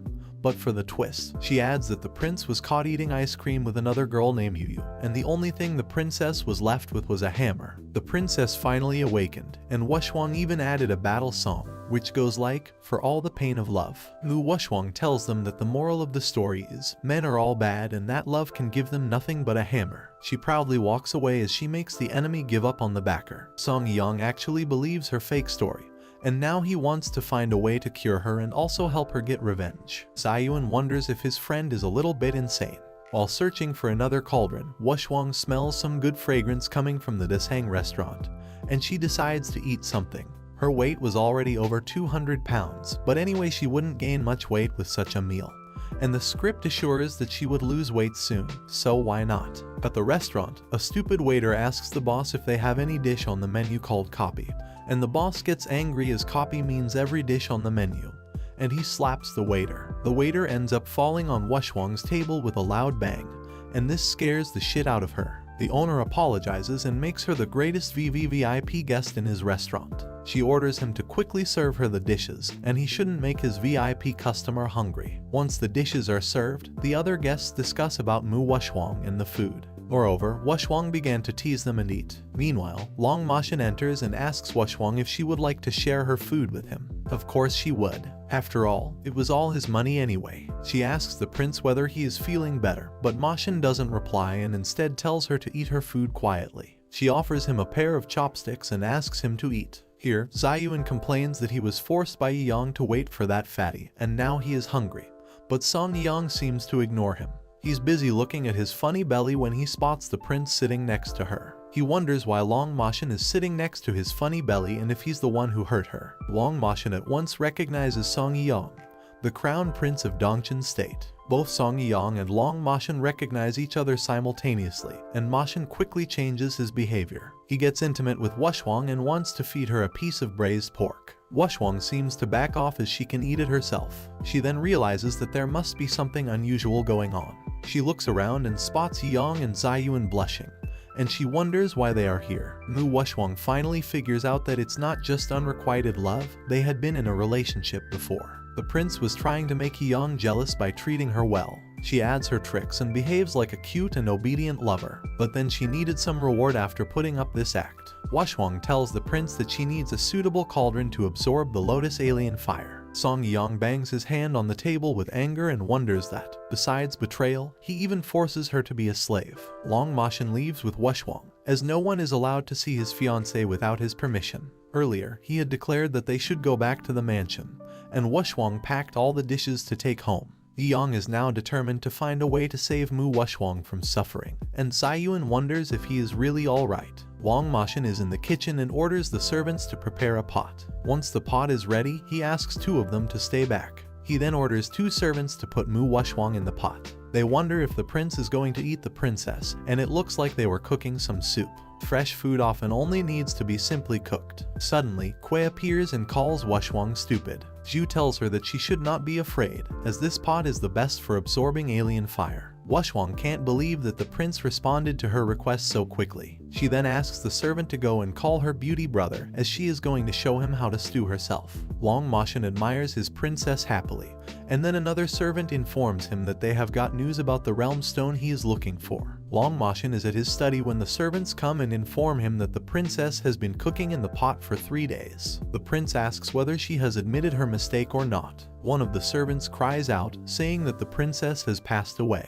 Hang on, this guy just got the wrong script. The servant next to him hands this guy the right script, and he says that the princess has risen up into the sky. Long Mashin comes to visit Washwang, and she's busy taming the alien fire, and she finally does it. The whole place lights up and shines. Lu Washwang flies from the sky like an angel, and the prince can't take his eyes off her. Long Mashin holds her in his hands, and he asks her if she is acting like the heavenly goddess. Washwang denies it and tells him that he doesn't need to be so flattering as she is just a lightning ball. Mashin tells Shuang that she's too thin to be a ball. Mu Washwang succeeded in losing weight, and she rushes to check herself.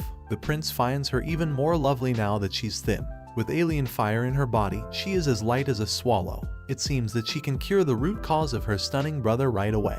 A servant rushes towards her with some bad news, but Washwang doesn't notice her. They both banged into each other with a thud. The servant seems to be flustered, and she informs the princess that someone tried to break into Mingju court and even got Master Yuheng injured. Washwang hurriedly runs towards the Mingju court and finds her little brother lying on the ground. She picks him up and asks him about what exactly happened, where he got hurt, and who hurt him. A voice comes over, saying that Washwang even cares about the dumb, no wonder she's so cheap.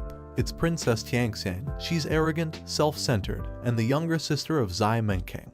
Washwang recognizes that she's the sister of the fourth prince and wonders why all the rubbish-like people in the world are related. Anyway, as it happens, she has just absorbed the alien fire, but she hasn't had the chance to try it out. Mu Wushwang will never hesitate to pursue the prey that comes for her. Princess Tianxing directly orders Mu Wushwang to hand over the Red Lotus fire in the palace. Wushwang had bought the Red Lotus fire with money, and she asks Tianxing when it became hers. Tianxing tells her that the Red Lotus fire was seen by her palace early in the morning, and that day Wushwang didn't go out for something. She was the first one to get on the ground. She sums up by saying that Wushwang would really pick a good time, but everything in this world is distinguished by respect and inferiority. Princess Tianxing gives Wushwang an option and tells her that if she bows her head, calls her courtiers, and hands over her things obediently, she may suffer less. Before the princess opens her mouth again, Wushwang gives her a taste of the Red Lotus fire. Tianxing gets furious as the smelly girl dares to make her beautiful hair look like this. Wushwang was just giving her a different type of fire. Tianxing is shocked to see that Mu Wushwang actually absorbed the Red Lotus fire and wonders how it is possible. She orders her maidservants to grab Wushwang because she dared to get involved with what the princess wants. She wishes to put Wushwang into the alchemy furnace and burn her into ashes. The maidservants rush toward Wushwang but stop midway as she attacks them. Wushwang asks Tianxing if that's all she's got, and she complains, saying that the person she brought doesn't seem to be good enough. Tianxing warns Wushwang that she shouldn't be proud as her weakness is now in her hands. She orders her servants to hurt Wushwang's maidservant and to take the life of her trash brother. Before Wushwang could say anything, Long Moshin enters the scene and tells Tianxing to let him go. The princess informs her uncle emperor that Mu Wushwang committed the crime of hurting her maidservants. She tells him that for such a bitch who doesn't know what to do, the prince still speaks for her. Long Moshin reminds Tianxing of his temper, and he orders her servants to let go of Yuheng immediately. They push him towards the ground, and Tianxing hits Yuheng so badly that he spits blood from his mouth and lands straight on the ground. Mu Wushwang checks her little brother's pulse, and it's not good. The tattered princess cut off the few vitalities in the body of her younger brother with one palm. Wushwang gives a death stare to the princess. She thought that she wanted to let her go because she was a princess. The prince tells Wushwang that she should serve Mu Yuheng first, and he gives her a bottle of the 6th order pill. Tianxing yells at the prince because she feels that an ugly monster who can't cultivate is not worthy of such good medicine. Long Moshin tells Tianxing that she shouldn't think that she's a member of the royal family, and so the prince doesn't dare to touch her. Mu Wushwang exclaims that they shouldn't bother the emperor. There's no reason to be bullied and not to return the favor back. She declares that once her little brother is cured, she will slow down with the princess and clear the accounts soon. For Long Moshin, this was the first time he saw such a pair. He decides to throw Tianxing out of the mansion. The guards take her along with them, and they ask her to please cooperate with them. She yells at the guards, calling them minions, and orders them to let go of her. Mu Wushwang tells the prince that she owes him this 6th order pill, and she promises that she'll give back her best. Long Moshin doesn't need any favors, as the younger brother of Shuenger is the younger brother of the king, so of course he had to save him. Wushwang seems to be thrilled, but no matter what his purpose is, he saved the life of her beautiful younger brother today. Shuang has written down his kindness, and she must report it in the future. She asks him for a favor to help her to the end and says that he should take care of Yuheng along with her. Mu Yuheng rests in Long Moshin's room, and the doctor examines him. He tells them that one day is almost over, but Master Mu's body may not be able to hold it anymore. Long Moshin seems to be angry and tells the doctors that even though he has a 6th order life continuation pill, that is not useful here. The doctors explain that Mu Yuheng has already taken a 6th order life continuation pill once, and if he takes it again, he will be backlashed by the power of the medicine. Long Moshin burns with anger looking at the inability of these doctors. He threatens them, and they tremble in fear. The other officials gather around and inform the prince that the lower officials knew about a pill called the biking pill that could save young Master Mu. But this is impossible as the pill of biking has been lost since ancient times. They add up, saying that even the main ingredient, that is the fire spirit flower, has disappeared tens of thousands of years ago. They beg for forgiveness, as there's no other way than by kingdom, or else it won't be possible to save young Master Mu. Due to their incompetency, the prince orders the servants to take them away. Wushwang rushes towards Moshin, saying that those people are innocent. The prince notices that his Shuang has lost weight again. Mu Wushwang knew that time was limited, so she worked hard without resting in the space for 3 days and 3 nights. Hui and Zhu were worried about her, as if she continues, her body will be overwhelmed. Wushwang knows that 3 damn hours have passed in the outside world and her little brother is still waiting for her help, and the very next moment, it's done. The pill was ready, and Quest seems to be finally satisfied with his master. Mu Wushwang feeds the medicine to her little brother, and the officials are shocked to see the Viking pill. They wonder how it was possible, as it has been lost for thousands of years. They discuss about Mu Wushwang being a descendant of the fairy, and they apply a few theories and facts to it. Mu Yuheng eventually wakes up, and the following moment, he coughs up blood. Wushwang asks him if he is okay, and he tells her that he feels pretty good. Oh my god, Mu Yuheng can now actually speak. He got his voice back because of the Viking pill. He greeted his sister excitedly. Mu Wushwang reminds him that his vocal cords have just grown back, so he shouldn't talk too much for the time being, and he'll definitely get better and better in the future. The hard work finally proved to be fruitful, and the energetic teenager is back. Wushwang can't wait to see the reaction of all those who have bullied Mu Yuheng. The officials are speechless, and they are ready to submit themselves to Mu Wushwang. They tell her that the Viking pill has the effect of repairing the damaged 5 internal organs, dantian, and meridians. For them, Wushwang was simply an unprecedented genius, as Master Mu no longer has any serious problems. The officials declare Mu Wushwang as their ancestor, and they ask her to follow them to the Alchemy Association.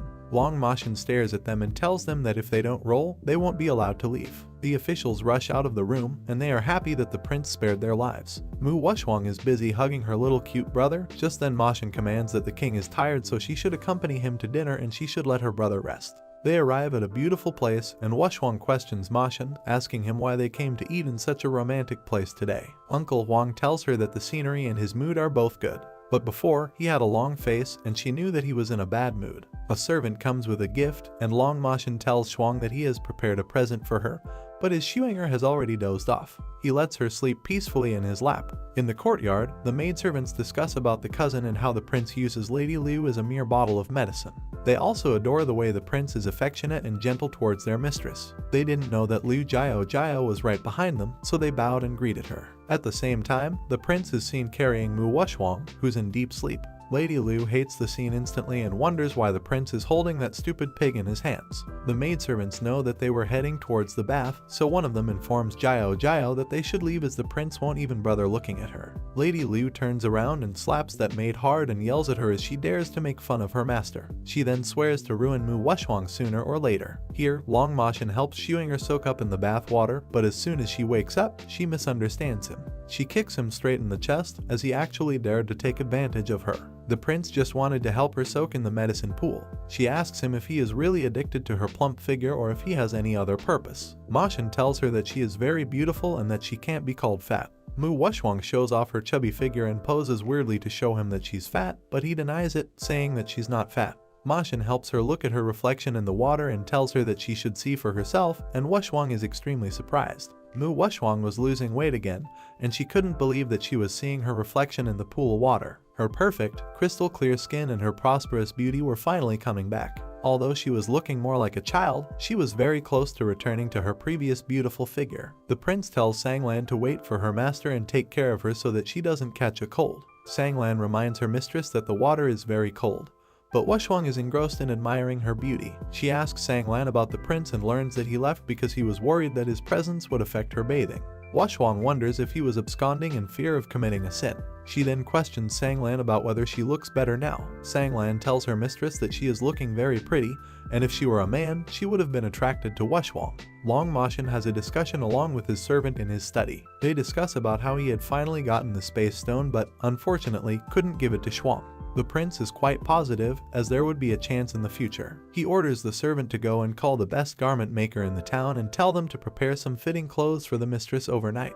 Long Moshin looks at the stone and remembers that he has been so happy since Shuinger entered his life. Mu Wushwang gets up at noon the next day. Sanglan informs her that the prince has brought something for her. She excitedly heads out and is surprised to see so many servants holding different sets of clothes for her. Wushwang quickly changes into a new set, and Sanglan exclaims that she is looking great in this outfit and that when she participates in the palace banquet tonight, she will surely surprise the audience. Wushwang gets to know that the Prince of Dongchen is visiting and that His Majesty has held a special banquet. Wushwang even knew that Princess Tiangsang would also be attending the banquet and that Liu Jiao and Tiangsang were now allies. Mu Wushwang has some great plans and tells Sanglan that she'll have to go out later. Although Wushwang couldn't kill Tiangsang for now, it was time to collect interest on her brother's debt. The news spread quickly, and soon a servant comes to Lady Liu to inform her that Wushwang's maidservant just went out with a large sum of money and she must be going out to do errands for that fat lady. Liu Jiao along with the servant rushes with all her energy to follow up, as there must be an ulterior secret. This time she must seize the chance to bring Wushwang down. She knew that when someone came to the auction house with so much money, that person must be buying something rare. Lei Liu is determined to take care of Wushwang and her maidservant for the prince. Liu Jiao enters the auction house, and the servant along with her introduces Lady Liu as the future princess of the region. Of course, the owner couldn't believe her. Jiao asks him about the maid and why she came here. The owner tells them that the maid had come here to buy the county flower drink. She knew that it was a magical medicine that could be used to gain beauty for a night. Lady Liu now knows that Mu Wushwang wants to show off some fake beauty at the palace banquet. Now that Liu Jiao has some valuable information, it's time to use it well. She orders her maid to go to Princess Tiangsang's mansion, as she wants to unite with the princess to get rid of Mu Wushwang. The owner played along with Sang Lan, and that Lady Liu didn't doubt them at all. Sang Lan remained hidden behind there, telling the owner that Lady Liu is not a person of high morale and intelligence, which the auction house owner cannot deny it. In the evening, Mu Wushwang was all set to move out with the prince to attend the banquet when Liu Jiao stopped and complimented her, saying that she was looking so beautiful today. She adds up, saying that she doesn't know what kind of beauty prescription has been used by Wushwang, and she taunts her, saying that she has heard of a magical medicine called Xianhuazui. Wushwang tells her that she can't share her recipe, but instead asks Jiao whether she is going to a funeral as she is dressed in white. Liu Jiao blood boils, but then she can't say anything to Wushwang. She pretends to cry and whines about it all to the prince. Mu Wushwang was anticipating her drama and watched it carefully. Jiao whispers in her ear, saying that it's too early for her to be happy and that she can't wait to expose her county's flower beauty secret and tear her mask apart. Wushwang encourages her to give it a try and taunts her, saying that she had heard that the prince did not intend to take her along because she's an embarrassment and that she went to the princess to beg for an invitation. Hearing this, Lady Liu gets furious, but Wushwang ignores her and tells the prince that she's ready to ride in a sedan chair with him. She adds up, saying that a lonely man and a widow are all envied by others. Lady Liu is waiting eagerly for Wushwang to fall into Tiangsang's trap so that her good days will soon come to an end. While traveling towards the venue, Mu Wushwang tells the prince that the moonlight tonight is really good. Long Moshin seems to be pretty enthusiastic about it and gets a hold on her. She asks him what he's doing, and he repeats the same thing that she said, that a lonely man and a widow under the moonlight are just right. Mu Wushwang clarifies by saying that she's just talkative. Moshin hugs her tightly and tells her that she shouldn't move, as he wants to touch her every second. She wonders what happened to this cold guy and why he's become so romantic suddenly. Long Moshin then becomes serious and tells Wushwang that the palace banquet is not easy, so she shouldn't leave him. She tries to figure out what he meant by this and wonders if there's anyone else who wants to settle accounts with her rather than Princess Tiangsang. They arrive at the palace, and the Majesty is informed about their arrival. The Emperor exclaims that Long Moshin is late for every banquet, and he really doesn't respect him. This is Emperor Ximen Qingsao Yueguo. He's vicious, merciless, and scheming.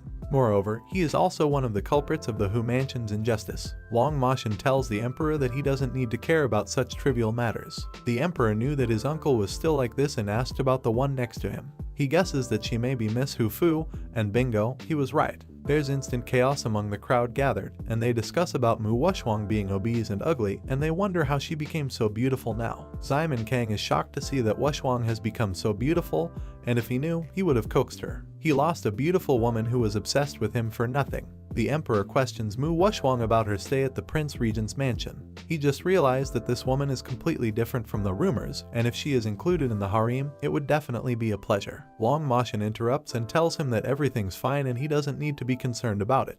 Wushwang wonders about their relationship, as they seem to be too weird even when they talk. Meanwhile, Princess Tiangsang enters along with Liu Jiao and she tells Wushwang that she's been waiting for her for a long time and apologizes for offending her in the palace last time. She offers her a special drink that she made for her, and the evil princess can't wait to expose her beauty. She tells Wushwang that she is as pretty as the county flower today, but deep down she just wants to bring out Mu Wushwang's ugly face in front of everyone.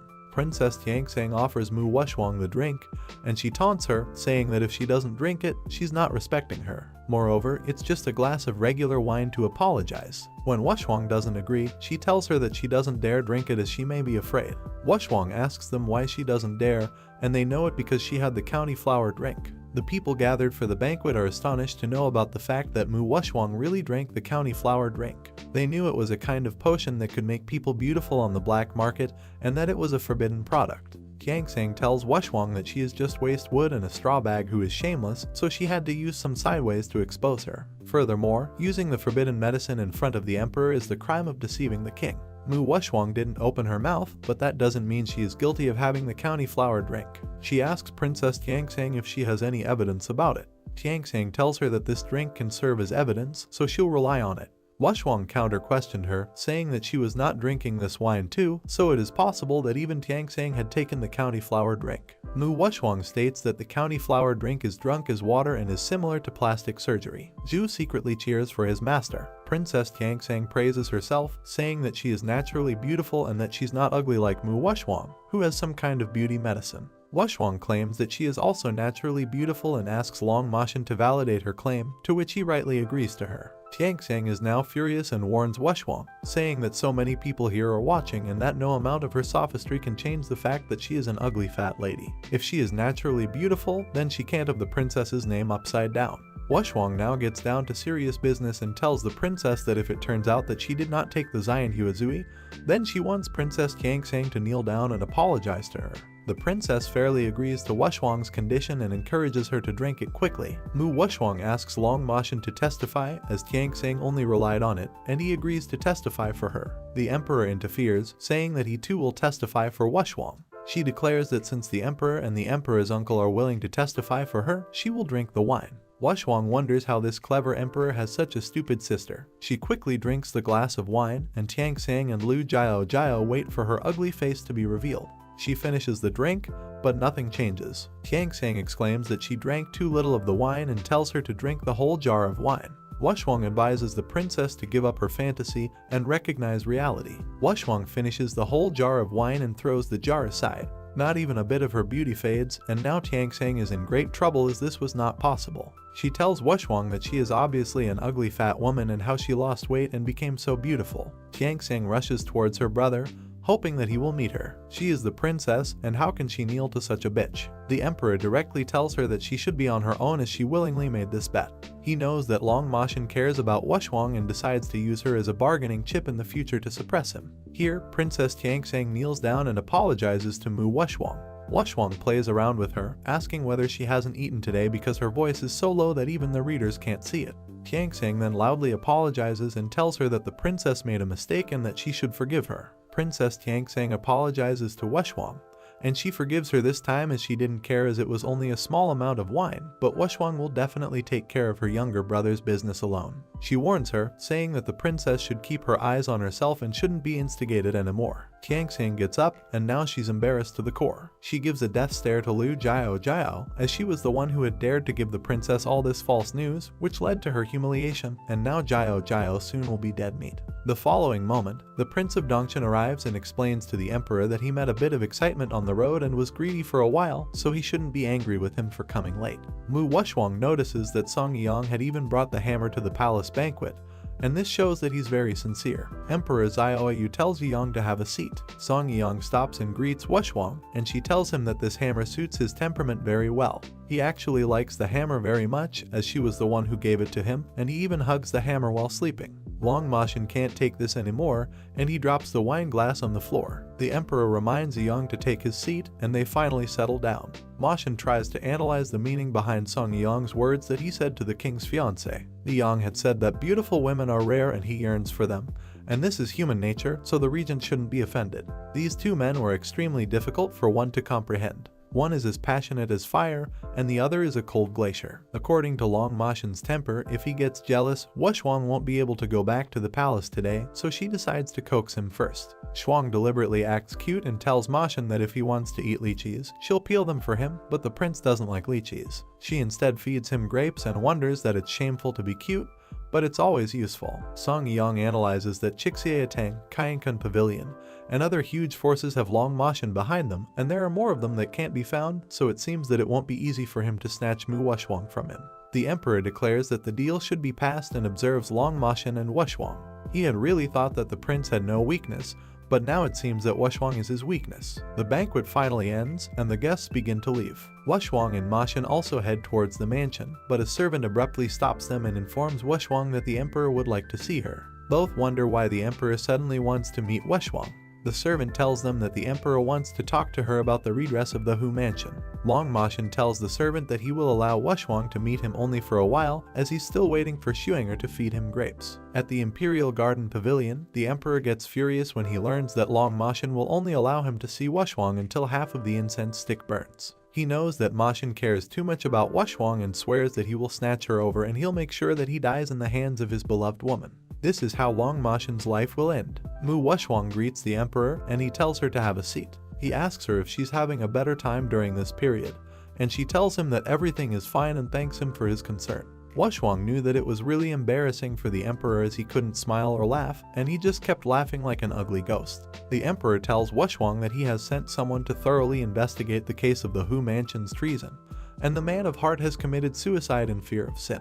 He assures Wushwang that he'll definitely return the old man to his innocence. Wushwang thanks him again for the favor. Ximon Sheng and Ximon Kang are one and the same type of person, and now that he has pushed out for the dead ghost, it is regarded as soothing, which is actually ridiculous. The emperor then acts cool and tells Wushwang that she doesn't need to be so rigid, and in this palace everyone holds back their emotions because they are afraid of him. No one has ever had a link with his heart, and he knew that Mu Wushwang was different. She decides to play along with him first and see what tricks he has. The emperor tells Wushwang that she's not like any other flattering woman, and he wants to be a close friend to her. He takes her hand, but Wushwang immediately backs off, saying that this is not necessary. Ximon Sheng explains that she doesn't have to refuse him so quickly as his heart is determined and he has already regarded Wushwang as a friend. He has also ordered people to repair the Hu mansion overnight so she can live peacefully in her own house. It was not wise for an unmarried girl to live in a man's house, even though he personally trusted the Prince Regent. Wushwang is so done with the emperor and wonders if this dog emperor rules the world with his mouth as his head is really big. First the tattered princess, now the nagging emperor. She feels dizzy because she drank too much. Mu Wushwang declares that it is time to go and rushes to head out of the palace. The emperor knows that love is nothing before money and power. Wushwang enters Long Ma Xin's sedan chair, and he greets her. She directly leans over him and stares at him straight into his eyes. She keeps one hand on his chest and asks him what's wrong with him and why he became two. She then claims that there are 3 princes. Long Ma Xin tells her that she's drunk and Wushwang can't accept it. She dances around, saying that this baby is not drunk and that this baby won't fall even after drinking 1,000 cups. He admires his Shuang and repeats her words again and again. He then holds Wushwang's hand and wipes it because another man has touched her hand. Mu Wushwang yells that the emperor is a bad person and suddenly kisses Long Ma Xin on his lips. Mu Wushwang kisses her prince and he kisses her back. He then puts her down, comes over, and continues to kiss her. Ma Xin reminds her that this time, Xuenger has taken the initiative. He holds her face in his hands and stares at his beautiful girl. Shuang notices that something's wrong with his eyes, but the prince is in no mood to listen to her. He kisses her again, and this time the kiss is more deep. There's some weird kind of lightning bolt, and a creature is seen along with the flash. The creature follows the prince. Wushwang is surprised to see a real dragon and tells Ma Xin to take a look at it too. She wonders how a dragon-like beast could appear here. Long Ma Xin tells her straight away that he's not interested in the dragon. The dragon is angry as he has slept for 10 years and finally woke up. But as soon as he woke up, he got to see this, and he tells Ma Xin that Wushwang is still a fat woman. The prince addresses the dragon as a bug and asks him whether he was the one to call Wushwang fat. The dragon yells and tells the prince that he is the noble dragon, Da Ming King Tian, and he's not a bug. Wushwang tells the dragon that he is short, small, and smelly, and he fits the description of a bug very well. The dragon complains to Ma Xin, who tells him more about Mu Wushwang. They finally reach the Prince Regent's mansion and learn that the dragon is the sacred beast Kingling, and it's really not easy to acquire him. The maidservant greets Wushwang, and she's happy to have her back. Wushwang asks Sanglan about Yuheng, and she tells her that Yuheng has been practicing Qigong all the time, and then he went to prepare some snacks for Wushwang. Mu Wushwang loves the idea of getting a sweet treat from her handsome brother. She rushes towards the kitchen and screams in excitement that she's back. Here, Mu Yuheng is busy cooking for his sister. She enters the kitchen, and Yuheng is ready with a plate full of rabbit-shaped snacks for Wushwang. Anastasia had returned to Ian's home and was welcomed by him. She complimented him on how cute he looked, even cuter than a rabbit, and Ian fainted from the shock. When he regained consciousness, Anastasia asked him if what she said was true. Ian's sister, Lena, asked him if he had worked himself so hard that he had worn himself out, but Ian was furious and explained that the duel with the Duke King was around the corner, and he didn't want to lose and let his sister down. A servant then informed Anastasia that the Duke King was already at spirit level 5, and Lena thought it would be very hard for Ian to catch up with him. However, Anastasia's bracelet suddenly lit up, and the charms appeared, telling her that she could use the stone attached to the miracle fire. Anastasia initially thought the stone was rare and useless, but the charm revealed it was a lineup stone and necessary for an array. With it, she could gather Nimbus hundreds of miles around a small space, and people cultivating themselves and it could quickly level up. Anastasia agreed to deploy the Nimbus array the next day and went to the Pearl Yard to prepare for it. Maxwell, who was in his study room, heard about Anastasia's plan and became scared. The dragon explained to Maxwell that thousands of years ago, after the disaster, countless great men died and the immortal bridge was broken. Countless cultivating methods, arrays, and Dan prescriptions were lost with the line-up stones. The dragon found Anastasia suspicious and asked Maxwell to check on her. As Anastasia was preparing for the array, she placed Ian in the center and instructed him to be prepared to absorb Limbus energy. Ian agreed, and the process began. The array was deployed successfully, and Ian absorbed Limbus energy, which helped him level up quickly. However, Maxwell was still suspicious of Anastasia and decided to investigate her further. Overall, Anastasia's plan to use the lineup stone for the array was successful, and Ian was able to level up quickly. However, Maxwell's suspicions about her continued, and it remains to be seen what he will discover about her intentions. Maxwell reaches the Pearl Yard and finds out that Anastasia is reciting an ancient language, probably a spell. The spell starts to work and creates a circle around Ian, and she prepares to absorb the power, creating lightning and a tornado above the Pearl Yard. Eden sees her from afar and realizes it's Anastasia Mu. Her charm tells him to catch that woman, as she seemed really interesting to him, and ask her all about how to deploy arrays. The dragon told Maxwell that she really pulled off the Limbus gathering array, which had been lost for 1,000 years and is quite rare even in high order land. Maxwell tells the dragon to send someone to collect the line stones. The dragon was expecting Maxwell to teach Anastasia a lesson and was shocked by Maxwell's words. On the other side, seeing Ian cultivating by himself, Anastasia also decides to strive and creates a schedule for a month, starting with losing weight, refusing delicious food, cultivating herself beside her brother, and practicing making Dan medicine. As the month passed, Lena came to check on her. She had been in her room for days, but she was surprised to see her amazing transformation. She couldn't believe that it was the same ugly, chubby Anastasia that the regent had brought home. All her hard work of dieting, cultivating, and doing other productive things provided her with a really sweet result. Lena was speechless over this beautiful look of her master. As Anastasia came out all well dressed in her beautiful outfit, she was really excited for the duel between her brother, who was also cultivating side by side with her, and the Duke King, who had previously humiliated him. She asked Lena to start moving out, as the scene they were now going to witness in a few days would be well worth watching.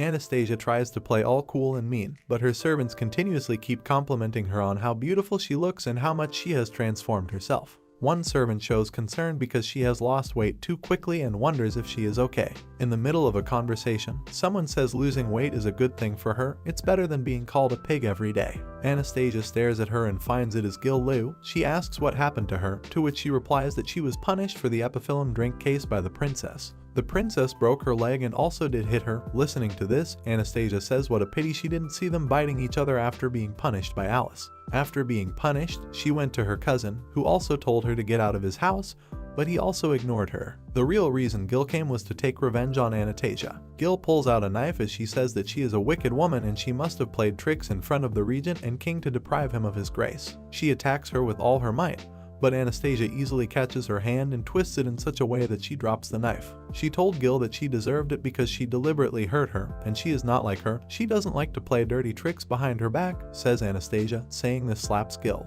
When Gil attacks Anastasia more furiously, she furiously moves towards her, saying, "I'll kill you." But as all of this is happening, her cousin suddenly appears on the scene and threatens her if she wants to lose another leg. Gil Liu, seeing him, gets down on her knees and starts pleading with him not to do anything to her, on the other hand. Anastasia wonders why he appears to be invisible, like a comic book hero. Her cousin spares her life and tells her to get out of his sight. Anastasia thanks him for helping her, but she can do it herself next time. She doesn't have to depend on anyone. As she was saying, he pulled her waist towards himself and got her close to himself, staring. Anastasia thought what he wanted, but he continued to stare at her seriously. Anastasia asked him why he was staring at her but was not even uttering a single word, or if he was not able to recognize her after her transformation, to which he replied that he looks at her better. Outing his hand on her face and touching her skin, he compliments her. Listening to this, Anastasia blushes, pushes him away, and says, "Calm down and behave. People were unaware of the situation and may think you are molesting me in broad daylight." She puts up a kind smile, but in her mind she thinks that she is not a fat girl anymore and he can't take advantage of her easily now. She gets her in his arms and says, "You are my fiancé, and I can hug you," to which Anastasia says that he's wrong, but before she could say anything, he kisses her unexpectedly, leaving her in shock and silence. Anastasia feels amazing, and Maxwell goes beneath her, touching and kissing her neck passionately. In all of this, Anastasia, in her mind, is still in a rage and will beat him even though he gives her money and a drop of blood falls on her face. Seeing this, Anastasia is surprised that Maxwell is having a nosebleed. She asks him why he is having a nosebleed, to which he replies that she is very beautiful and he could hardly stop himself. She first wiped the blood from his face. Later that day, she goes shopping. She comes back to Maxwell and tells him that she's going shopping. Anastasia opens it and finds it to be a space stone. Maxwell asks her if she likes it, to which she says yes, but she can't take it. It's very valuable, and he also adds that it's an early celebration of her brother's winning. Anastasia thanks him and leaves. Going back, he thinks, how can he casually flirt with her just because he's good looking? Maxwell sends one of her servants behind her to protect her. Anastasia, moving into town, hears people talking about the duel between the Duke and Ian and how the prince has started a gambling game in the Sage house. Listening to this, Anastasia gets an idea and asks her servant Lena to sell all the recovery medicine to the loyal Cloud Hall and buy 2 sets of men's clothing. Lena couldn't understand this, but she does it. 2 hours later, both of them reach the Sage house where bidding is going on.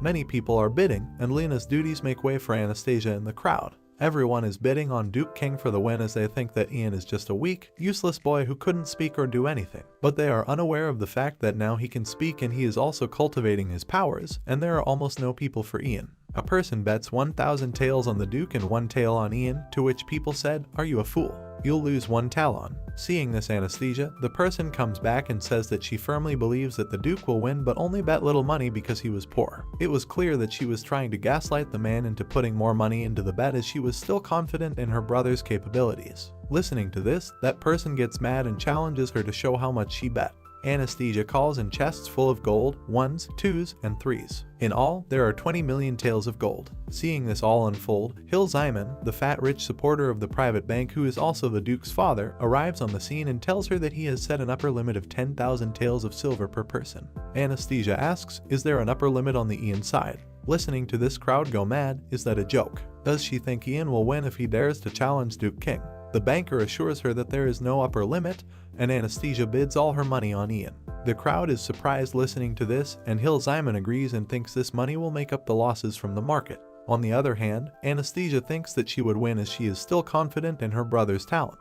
Anastasia reaches back to the Pearl Yard, where she finds servants waiting for her with a cloud dew prepared by the regent for her. It is said that the cloud dew makes one smell fragrant, and even 1 drop of it is worth more than 10,000 talons of gold. To bathe with it, Anastasia sees this and ponders that it is just body wash and wonders what is so expensive in it. She doesn't want to have a bath today, but the servant says that the regent said that she has to bathe today. After that, she also gives her a cap of bullion gauze, because of which she can see outside but people outside cannot see her. Listening to this, Anastasia thinks that Maxwell must be the most jealous man in the world. I went to the gambling house and met other men, so he gave me the body wash and wants to make me take a shower. Anastasia walks away. A servant comes up and tells Maxwell that Anastasia has taken a bath. Maxwell was there with his dragon, and the dragon asked her why he likes her. She's not even that strong, she is weak and ugly. Maxwell shuts him off, and the dragon again says, did he forget what the saint said that he should find a girl that represents the phoenix and that she would only hurt him? The master again shuts him off and takes him back into his ring.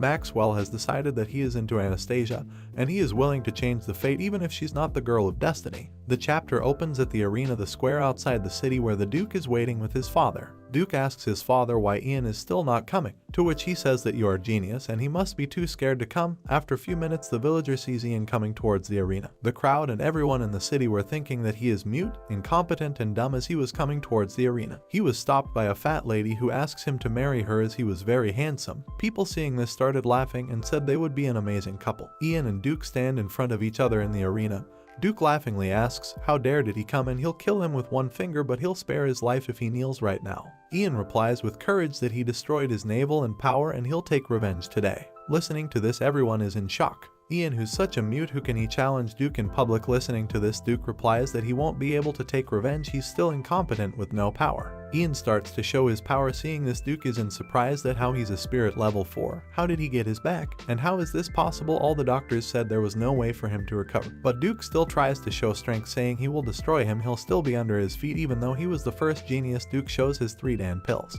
Seeing Dan's pills, Ian thinks he's absurd and thinks how he will feel if he told him that his sister had given him hundreds of the pills. Ian looks towards his sister. Eden would start the duel. Anastasia asks isn't she worried about Mr. Mu? She replies in denial. Dan medicine is the main reason why Duke Kung is a spirit disciple at level 5, but even tough he is high spirit level, his foundation is poor. Cherry Mu sees Anastasia from a distance. Seeing her appearance, she is surprised. How did she become so beautiful? As much as she remembers, she was really ugly and chubby and was bullied by everyone. Anastasia notices Eden. She hasn't met her, but she feels familiar, like she's seen him somewhere. It was the loyal master, the emperor's distinguished guest. Cherry Mu calls Anastasia and says that she is heartless and cruel and that Ian is in a death fight. How can she laugh now? Anastasia says it is fair that one relative can replace one in a fight on Earth, and since she's so sad, she should replace Ian and fight with Duke Kung, to which she says that she would, but she's on her period. Cherry thinks it will be great if Ian Mu dies or if he steals her thunder after getting his power back. Anastasia says that she doesn't want to talk to an idiot. On the other side, the fight was going on, and when the arena suddenly collapsed, everyone in the crowd thought Ian was defeated and dead. The girls in the crowd get impressed by Duke Kung, and as the arena was made of black spinel, people who bet on Duke Kung start lining up to take their profit. Cherry Mu also gets excited and thinks Ian is dead. She comes to Anastasia and asks if Ian is dead, and it's all her fault because she made him fight, and their grandfather will be sad when he comes back. Anastasia tells her to shut up, to which she replies that she is just worried. The Crown Prince arrives at the arena, saying that he thinks Ian Mu would win, and after seeing the Crown Prince get amused because he was so beautiful, the Crown Prince exchanges salutations with Anastasia, saying she looks even prettier than the last time she saw her. She stands out in a crowd. Anastasia thinks that Maxwell gave her a cap so that people outside couldn't see her, but how could he see her standing out in the crowd? Cherry says to the price that Ian is in poor health. Can he really win? She also deliberately sent her brother to fight. Anastasia listens to this. She thought she was alone with the Crown Prince, but she jumps in surprise seeing Anastasia beside her. Cheery falls down, and the crowd mood changes as the dust settles. Ian was the one standing, and Duke was on the ground, trembling on the ground. The Duke's father was furious looking at the condition of his son laying on the ground. He starts threatening Ian Mu for what he has done and also mentions that he will kill him. But now that Ian is confident in his own capabilities and all the hard work his sister has done for him, he sarcastically replied to the Duke's father, "Can you really kill him?" Which left the father speechless in fear. Zil shouts at Ian and decides to kill him, and Ian also taunts Duke's father that if he tries to kill him, he will kill his son first. The king shouts in anger. Ian mentions the second prince. A life and death duel is endless, and the Duke's father says he doesn't care. Duke begs him not to kill him, but Ian replies that there are things inferior to pigs and dogs that are rampant. In the capital, after bullying people and a lot of other evil he has done, dying like this for him will be very cheap. Duke groans for help to his father. Duke asks them to find a doctor, who examines him and tells the father that all of his joints have been broken. Listening to this, Duke says he feels like he won't be able to get back on his feet, yet he still orders his servants to grab Duke because he wants to break him and make him human. Anastasia shouts from the back that according to the duel, killing someone, his father attempts to circle Anastasia and kill her, but little did they know the Crown Prince was also there. He comes out by saying, "Who would dare try to bully a wishing girl?" Anastasia, and also validates the statement made by Anastasia. Listening to this, the father was shocked, as he didn't know she was part of the laundry, and he can't offend this person because it can be a problem for him and his business. Eden meets Skill and ends the fight and says to heal Duke. When I first listened to this bill, it said that the king brought it to support the market. Eden also thought that it was strange why he came to talk to him, and then Eden disappears as he sees them as Anastasia is approaching them. As soon as he gets over it, Anastasia pulls out the receipt of her last bid that she did yesterday, and according to the rules, she demands 2 billion taels as she won. Seeing this Cherry, she is shocked that her sister is about to earn 2 billion taels. The crowd also goes mad, and shocked people hear in the room that there was a fool who spent $20 million betting on young people, but it turned out to be true. People point at her, asking if she made the bet yesterday. The servants of Anastasia come with garlands and give them to Ian to wear. Ian tested them at first because they were garlands for women. Anastasia takes the garland and puts it around Ian's neck. Ian says that he doesn't want them. This is meant to be worn by women, to which Anastasia replies, who said it was worn by women. This is a wreath of winners, sisters worked all night making it. Does Ian have the heart to let his efforts go in vain? Ian, listening to all this, agrees to wear the garland. Anastasia sees Ian and jumps, exclaiming how cute he looks. The crown prince was watching all this from a distance and thought how cute Anastasia was. He was attracted to her and decided to make her his wife. The prince asked Miss Wushwang to join him for a drink on the Tiangsang floor on the occasion of his brother's winning. She already knew about the awesome food in Tiangsang-lu and how Tiangsang-lu's dishes are the best in Beijing. Ian still asks her to consider the cook in their own palace, but she says that they must enjoy their success. The regent was a bit furious when he got to know that his fiancée was out for a drink with the prince of another kingdom, but he calmed himself down. The distress could be easily seen from his face. Miss Wushwang was really impressed by the food's beautiful aroma. The prince asked her to excuse him as he needed to go out for a moment for some work, and the regent sent a man to inform Miss that she must not drink at any cost outside the house as it may ruin her reputation, and also that he will give him space stones if she doesn't drink when she goes out of the palace. She wondered that even though it is the regent who is trying to be overprotective and caring, it was only him who tried to take advantage of her the last time when she got drunk in front of him. Miss Wushwang was at first a bit resistant to the deal, as she thought that a few of these space stones may not be enough to take control of her or make her do things. But she finally agreed to it when she learned about the deal the regent is proposing in detail, that the reagent will give her 100 space stones if she does not drink today. The space stones are really useful to Miss Wushwang, as they let her upgrade the space in her green jade bracelet and also help her make her spirit angels happy. Evidently, Miss agreed to the regent's deal. After the prince came back from his work, Miss Wushwang made excuses to the prince, who was really excited to drink with her. She mentioned that she is unwell and is going through those few days of the month where she cannot drink. The prince had no choice but to understand what she was saying. She also mentioned that on the auspicious occasion, even though she cannot drink, her brother will represent her and drink in her place so the prince doesn't feel bad about it. As the prince still tried to convince her to drink a bit, her brother on the other side was focused on not letting someone that cheerful and excited come closer to his sister, and also on the fact that he would not let just anyone become his brother-in-law. He decided that now that he is back strong, he will do everything possible in his hands to protect his sister from any kind of danger possible out there in the world. Every time the prince tried to talk to Miss Wushwang, Ian would pour him another drink so that he could avoid any conversation between the two of them. The prince has no plans to stop himself, as he kept on drinking every drink poured on him by Ian. Eventually getting drunk after 2 hours, the prince was so drunk that he couldn't even speak. Suddenly he stood up in his state and started dancing with Ian, even though Ian was asking for help. Miss Wushwang couldn't stop laughing until one of the prince's men confronted them. He couldn't believe that the lord was in such a drunken condition. He stared at Miss Wushwang as if all of this were her fault, but she disagreed and said that she didn't force the prince to do anything and that he did it all by himself. He took the prince out of everyone else's view, as his state was shameful and it was not suitable for a prince to be presented in such a state. Miss Wushwang simultaneously got up and took Ian with her, who was also drunk enough to not walk by himself. As they were sitting in their vehicle, Ian leaned on Miss Wushwang in happiness at winning his duel against the lord. Both of them reached back to Pearl Garden, where Maxwell and his dragon were waiting for them patiently. The dragon couldn't believe who this lady in front of him was and started praising her beauty by complimenting her bright eyes, white teeth, and fair skin. Miss Wushwang held him back from talking and called him a bug. She also asked how he learned such glowing cliches. The dragon was at first a bit angry, but he was going to curse her back. Maxwell gave him a very scary look, making him speechless and silent. The dragon this time was not angry at all, even though Miss Wushwang called him a bug. Miss Wushwang told him to stay away from her, as the dragon was the same person who used to call her an ugly woman. Maxwell pulled the dragon back into his ring as he told the dragon that he couldn't even praise properly yet. He told her that the dragon must reflect on the way he talks. Without wasting any more time, she asks him to give her the 100 stones he promised her for not drinking with the prince. Maxwell asked her to come closer, and as she came closer,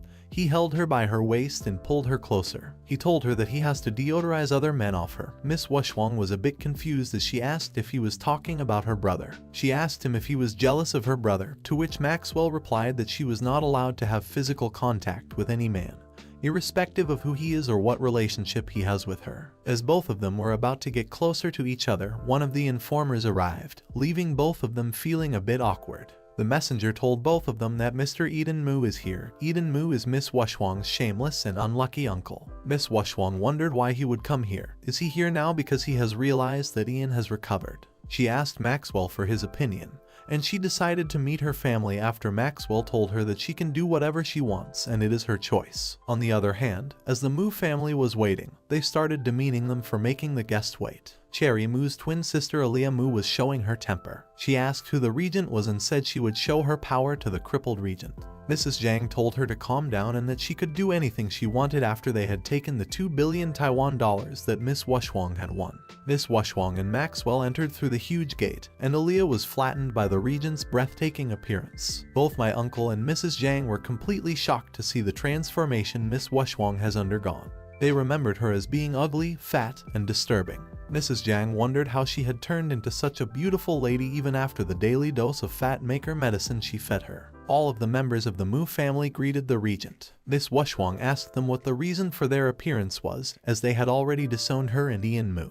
Uncle confessed that it was his mistake, and it was all because of his concubine, who sowed discord within the Mu family against Miss Wushwang. She also made them believe that Miss Wushwang had betrayed the country. Uncle also presented Miss Wushwang with a written letter from the concubine, in which she confessed that he had flogged her to death. Buck passing was common in ancient times as well as in modern times. She wondered what kind of man her uncle is who even sold out his women for wealth. Uncle told her that he has realized his own mistake and is here to take back Miss Wushwang and Ian, as the mansion is almost repaired now. Miss Wushwang already knew that the moment she went back with them to the mansion, they would kill her. She sharply told them that she knew they were not here for her but for the 2 billion tea leaves she had won. She refused to go back with them to their mansion, but she could send them back to their home. She pushed her uncle back as she said all of this to the Mu family, as she started pushing all of them out of their house one by one. One of them kneeled in front of the regent, and she told him that he must not be fooled by Miss Wushwang,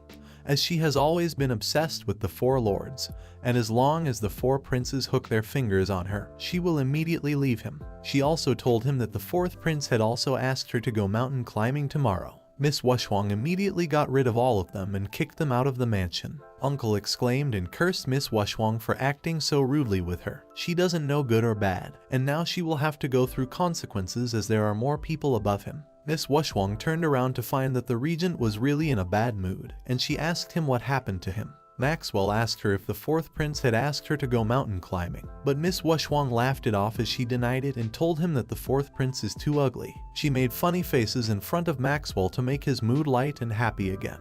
Another messenger arrived, and he informed both of them that the imperial decree and the Hu mansion have been repaired. Miss Wushwang couldn't comprehend how the Hu mansion was repaired so quickly because, from what she can remember, the butler she sent to the Hu mansion said that it would take a few days. Miss Wushwang asked Maxwell if he knew anything, and Maxwell told her that Juxianzhuang backstage is most likely the 2nd prince. She wonders if the prince paid the Hu family to build the mansion overnight and if they have pulled off another trick to prevent Miss Wushwang from coming out of the mansion without her life. Maxwell relieved her by saying that he won't let anyone do such a thing to her, and that no one will hurt her. Miss Wushwang told Maxwell not to worry as she is not a person someone can easily bully as she left her mansion for the Hu mansion. Miss Wushwang reached the Hu mansion with many people, including her brother Ian. She asked if her 2 billion gold pieces were ready but were rudely told by the guard outside the mansion to go away and not cause more problems for them. The guard further told her that he doesn't care about her rights and that she shouldn't get in the Hu family's way, as the 2nd prince's mansion works for Wang too. Miss Wushwang was as sharp with her words as she could be. She told him that they must not do any dirty work under the name of power, and also that they are shameless and petty. Everyone in the crowd, the ones who came with Miss Wushwang to support her, started shouting outside the gate to return the money to her, as she deserves it and it's her hard-earned money. The crowd started gossiping about the 2nd prince, saying that he looked generous, but at a critical time like this, he wasn't even doing anything. Listening to all these slogans and the people shouting, he finally came out of the mansion. He asked one of his men to return the 20 million yuan to Mu Wushwang. He told Miss Wushwang that her siblings haven't been alive for long and it was inconvenient to deal with her. He further told her that he would send her back to the west once he returned to the Hu mansion today. Miss Wushwang instantly inquired about the meaning of returning only the principal money, as she should have received 2 billion gold according to the bet she made during the fight. Looking at this, everyone who took part in the bet started rumbling near the mansion as they asked him to return their principal too. Ian asked Miss Wushwang if her way of forcing the king is the right way, But she was calm as she told Ian that the casino is the only main source of money for him and the emperor, so he will not break it so reluctantly. The king explained that he is not asking to cash out right now for Miss Wushwang. He just needs a bit more time to raise the money as it is still in process. Miss Wushwang asked him how many days it would take him to raise the entire amount of money. He told her that he would pay back all the gold to her Hu family within 3 days, and he thought to himself that he would not even let her and her siblings live for more than 3 days. Miss Wushwang was satisfied with the time limit. She told the second prince that she would not disturb him as long as he paid the gold within 3 days. The second aunt had already cleaned and organized the storage room for gold as soon as she knew that it was coming. The moment she saw the gold, she hugged the gold crate and asked to take the gold back home. Miss Wushwang reminded her that she threw her out of the mansion last time, so why is she here? She tried to convince Miss Wushwang that she should forget all the things from the past and just focus on bringing the gold home. Miss Wushwang cut the aunt in between and asked her, when did she say that she wants to bring all the gold back to the Hu mansion? Aunt was a bit shocked as she got to know that Miss Wushwang wouldn't like to bring the gold back home. She inquired if Miss Wushwang thought that she was not trustworthy enough. She tried to convince her that she was a family member and was not going to do any harm to her. Miss Wushwang laughed as she heard her say that she was a family member, and she reminded her again that it was her second aunt who used to feed her medicine from a young age to make her fat, ugly, and weak. She betrayed Ian even more for money, making him dumb and disabled on the day of his duel. She sarcastically told her that she has been taking good care of Miss Wushwang and her sibling Ian from a young age. Miss Wushwang held her mouth and forcefully fed her a purple pill. She told her that this pill would help her reflect on the mistakes she has made in her life and all the demeaning she has done to Miss Wushwang and Ian. When the pill started working on her, she automatically started slapping herself. The second aunt started panicking just a moment after the pill started working. As soon as she started getting injured, she pleaded on her knees. She told Miss Wushwang that she was sorry and that she wouldn't do anything like that. She further told her that she would go away and did not need even a bit of the gold. 1 hour had already passed as Miss Wushwang watched her aunt pay back her sin. Suddenly, she heard a voice from behind her. It was Maxwell. He told her that he had been watching the scene for a while and apologized for underestimating her and thinking that she couldn't protect herself from the bullies. Miss Wushwang flexed as she told him that she is no flower, and she doesn't like to depend on men to protect her. But she was even more surprised when Maxwell said that he also doesn't like little flowers these days and is into little wild cats. Miss Wushwang got awkward. She stopped Maxwell from saying anything more flirty with such a handsome and cold face as she flustered and her cheeks got red as a beetroot. Maxwell told her that he wants to give her a gift because he has started missing her, even though it has only been half a day since she left. One old man suddenly confronted her and passed her a bank card, which has been upgraded to purple because of the huge savings she has made. He also told her that the regent had sent 10 guards to escort the gold safely to the bank account. Everyone, including her auntie, was shocked as she listened to this because the purple card is only given to high-class people,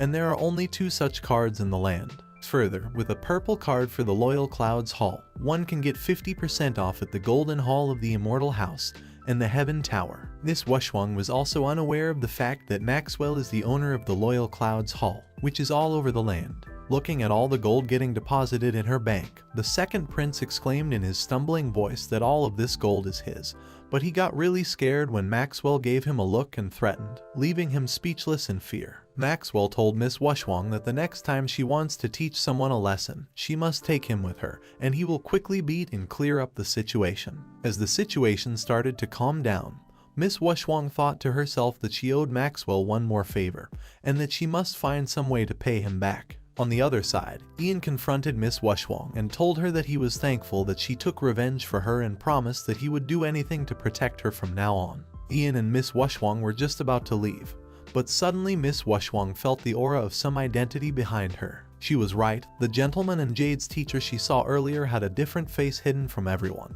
Miss Wushwang somewhat recognized him from his blue eyes and nasty breath. It was the same guy who stole her space stone and ran away. She looked down on her as she said that she wasn't expecting a national teacher with a bright and misty appearance to turn out to be a shameless man who steals space stones, as she told him that she knows he stole her space stones. The man was rather rude. He told Miss Wushwang that he doesn't like women who are nosy like her, but was replied to by her. Miss Wushwang judged him over his hobby of locking up women and watching those who are nosy to him. The man asked her if she wanted to join the seat with him but was rejected by Miss Wushwang, as she pushed her back, making him fall back on the soft cart behind. 2 months ago, Miss Wushwang remembered how she was storming her brain over the stolen space stones in her private ring space that she had with her 2 spirits. She was really angry thinking about the space stone when one of the spirits gave her a book about poisons. She told her that the alchemists must never fear their strong opponents. Miss Wushwang started spending her time reading and gaining more knowledge about poisons and their ingredients. After countless experiments and consistent hard work, she was able to create a poison.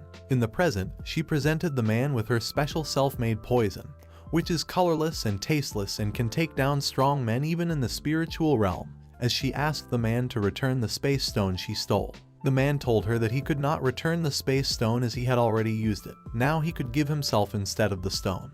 But Miss Wushwang called him a fake and rejected him to his face. The man was smart and rude with his words, as he called her eyes fake and told her to make a heart-to-heart connection with the arsonist of Heaven's continent. Miss Wushwang told him that he is toxic and that he will return to the West in a few days, so if he wants to detoxify himself, he must be obedient. The logic made sense to her as Miss Wushwang told her that she would give him a pill of medicine that would save him for the next 3 days. The man inquired what would happen after the 3 days but was a bit relieved when Miss Wushwang promised that she will completely detoxify him after 3 days. If he protects her and her siblings from any harm within these 3 days, she will also give him extra rewards. Miss Wushwang asked the man what his real name is, as she knows that Yanzhen is just a fake name he works under. But the man denied telling her anything and told her that he had no name and no surname. After reaching back to her home, Miss Wushwang got confronted by her aunt, who was angry with her disfigured face due to the pill Miss Wushwang forcefully fed her. Miss Wushwang was just telling her aunt that if she has so much time then she must take care of the affairs she is already part of. All the confusion just increased when her aunt's 2 daughters came near her in a hurry and informed her about the concubine. They told her that her husband gave her a concubine gift and that he took advantage of her. The second aunt was shocked by all this. She had no choice but to run back to her mansion to witness and take care of the issue, wondering who was the person who dared to enter the Hu mansion, ignoring her presence, and seduce her husband. Ian could figure out that this was all her sister's doing, as he conformed to his belief after asking her, as they started moving towards the theater to watch some drama, and Ian Mu followed her. On the other side, Mu Yuan, uncle of Miss Wushwang, was enjoying his time with the concubine sent by her. The second aunt finally reached the mansion to witness the situation. She started shouting at the concubine the moment she saw her in his arms. The 2 twin sisters supported their mother as they protested that their mother had been taking care of his backyard for such a long time. Miley told him that she is in love with him and has fallen for him, and she should take the blame. Listening to her, Mu Yuheng melted and defended her from the second aunt, who was rushing towards her to beat her up. He told her that Miley is innocent, tender, and cute, and 100 times stronger than her. He further threatened her, saying that he would divorce the second aunt if she tried to hurt Miley anyway. Ian and Miss Wushwang were looking at all this drama from afar. Ian asked Miss Wushwang where she had found Miley in such a short time. Ian further observed that Miley is similar to her Aunt Wen, who was pushed out for crime. Miley is the same little concubine of the Hu mansion who was forced out to die by Mu Yuan. Miss Wushwang explained with her sneaky face that men are known for their cold-blooded nature, but they have a side that is affectionate and innocent. Miss Wushwang asked Ian to follow her to the Jiangjai to watch some cool drama. The moment Miss Wushwang entered the mansion, her twin sister instantly alerted Mu Yuan, who was busy beating up her mother. She told Miss Wushwang that she was not allowed to enter her mansion, but she didn't care much about what she said and told her that she could go anywhere in the mansion and no one could stop her. Mu Yuan confronted Miss Wushwang, telling her that her father left her 10 years ago when he found her mother, and he has been taking care of her since her childhood. He has always been the housekeeper, and as she is young, she should not think much about the big business or work hard. He also mentioned that he will make one of the servants clean her room so she can easily spend her days here and live well, forgetting about the past sibling rivalries and conflicts. Mu Yuan was trying his best not to show all the greed in his mind and his craving to get the money Miss Wushwang earned. Ian rudely replied to Yuan and even called him by his name, which made him furious as he was not expecting Ian to reply like that. He stepped forward to attack Ian in his anger as he cursed him and told Miss that she has not given any kind of manners to her little brother, but his hand was held back by Miss Wushwang. Miss Wushwang pushed his hand backward as he pleaded in pain. She asked him what qualifications he has to even try to discipline her brother. She further demeaned him by saying that he is the same person who was not able to even give a few manners to his daughters and brought evil wives to brutalize the clan. She further insulted him by saying that the ancestors would be ashamed if they saw him destroying the clan like that. The second aunt couldn't take such an insult. She swung a wooden bat, aiming at her. Miss Wushwang could easily dodge such a lame attack. She intentionally dodged it in such a way that the wooden bat directed at Mu Yuan hit him. He fell to the ground as blood oozed out of his still body. Miss Wushwang wasn't much affected by the event. She bid farewell and, before leaving, warned the whole family. She told them that he should not believe in the cheap world generation and that it's easy to just bully anyone casually. She announced that from now on, no one should dare think of doing any harm to her, her family, or her close friends. And even if someone tries to even touch her family, she will cast off their hands, and the ones who look at her lightly will lose their eyeballs. Miss Wushwang then left the area after saying such scary and threatening words to the Mu family and Mu Yuan's still body. Before leaving the mansion, Miss Wushwang also told them to return to their original small house with the stick of incense. One of the sisters quickly exclaimed, "How will she move from such a huge mansion to a stick of incense?" But Miss Wushwang didn't care about it at all. She simply told her that she would have to leave eventually. The whole Mu family held a stronger grudge against Miss Wushwang, including the two twin sisters, who promised themselves that they would make her pay for what she had done to them. At night, a group of assassins sneaked into the Mu Wushwang courtyard. The second prince sent them to assassinate Mu Wushwang.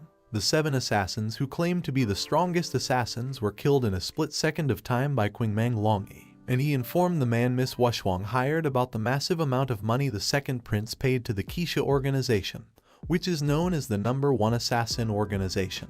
He told Longyi to be quiet and not to disturb Miss Wushwang, as she is a very important person to him. The next day, Miss Wushwang asked Ian about last night and if he felt any movements in the night, but he didn't. Miss Wushwang was really impressed with the work of the nameless security team and praised him for working so silently and from the shadows. The spirits from Miss Wushwang's bracelet came out and informed her that the space had absorbed all the space stones and the upgrade was successful. Miss Wushwang immediately went to the Ben Kui space in her bracelet as she looked at the huge luxury villa, which was upgraded using the space stones from the small Chet house. The spirit also told her that after the upgrade, the medicinal fields are way more fertile, and the maturity periods of the herbs have also directly shortened by half. The spirit next presented Miss Wushwang with a small herb in the water called the Spring of Linquin, which is flexible. The spirit informed Miss Wushwang that there are only 3 spring spirits in the world yet. The ability of this herb is that every morning the heart of the bamboo condenses into a drop of spring dew on the leaves,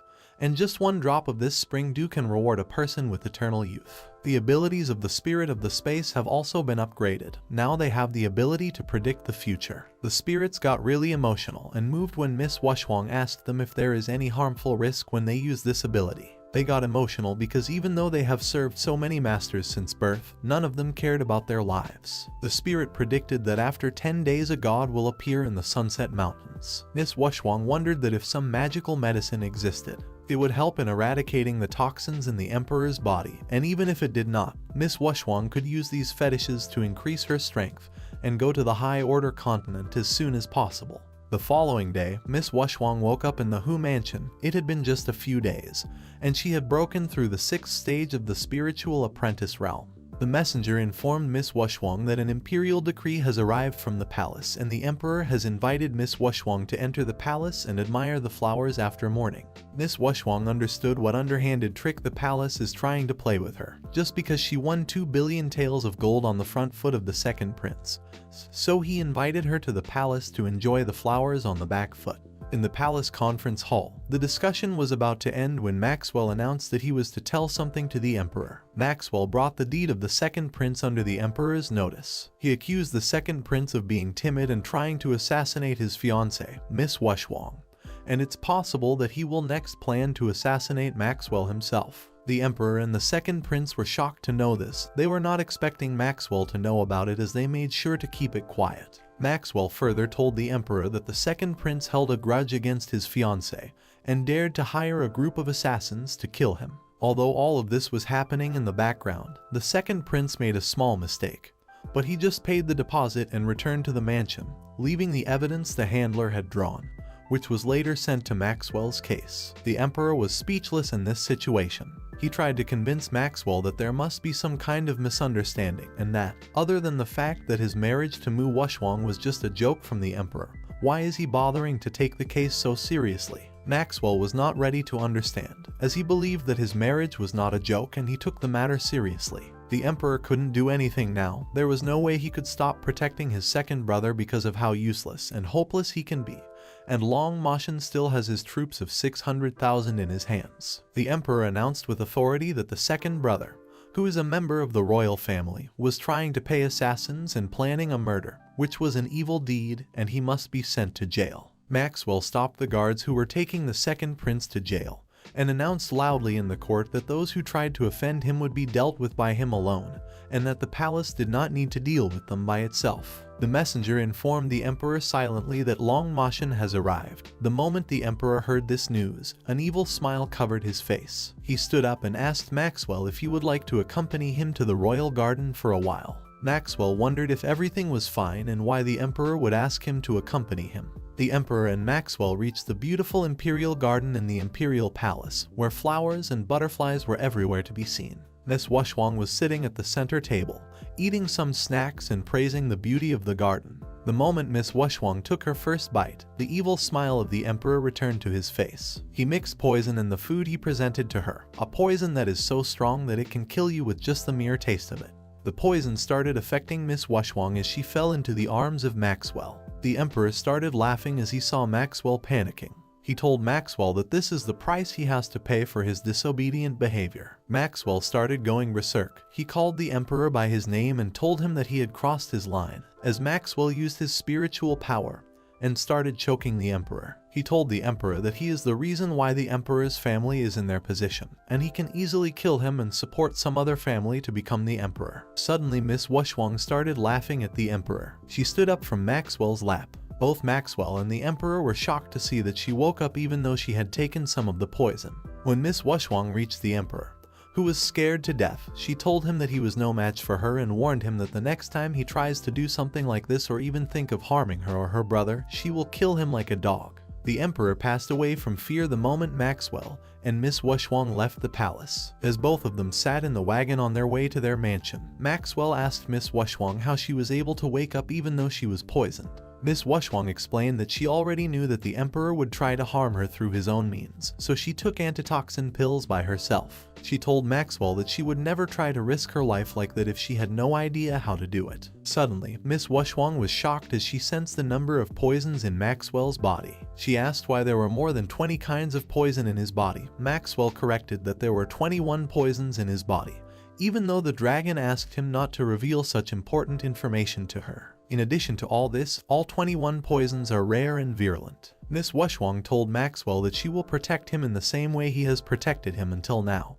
and except for 3 of the poisons, she can cure the ones left in his body. The dragon laughed at her, as he was confident that she must brag. Not even the top doctors in the world were able to do anything for Maxwell. Miss Wushwang gave him a pill that will help him stabilize the nimbus in his body, and will help him relieve the 18 poisons later. After continuous denial by the dragon, Maxwell didn't listen to him and trusted Miss Wushwang by taking her pill. Later, Miss Wushwang collected a bit of his blood, which was the poison in his body. She informed Maxwell that she had eliminated the blood, which was toxic, and that only the eroding and burning poison in his spinal nerve were left. She also told him that he would be able to walk again in 3-4 days while she acupunctured her too. She again reminded her that she is not the same person now, and that she will protect him now just like he has been doing for her since. Maxwell was really happy by this news. He couldn't control his urge and hugged Miss Wushwang suddenly. He confessed to her that he has fallen in love with her, and Miss Wushwang was completely taken aback by the scene,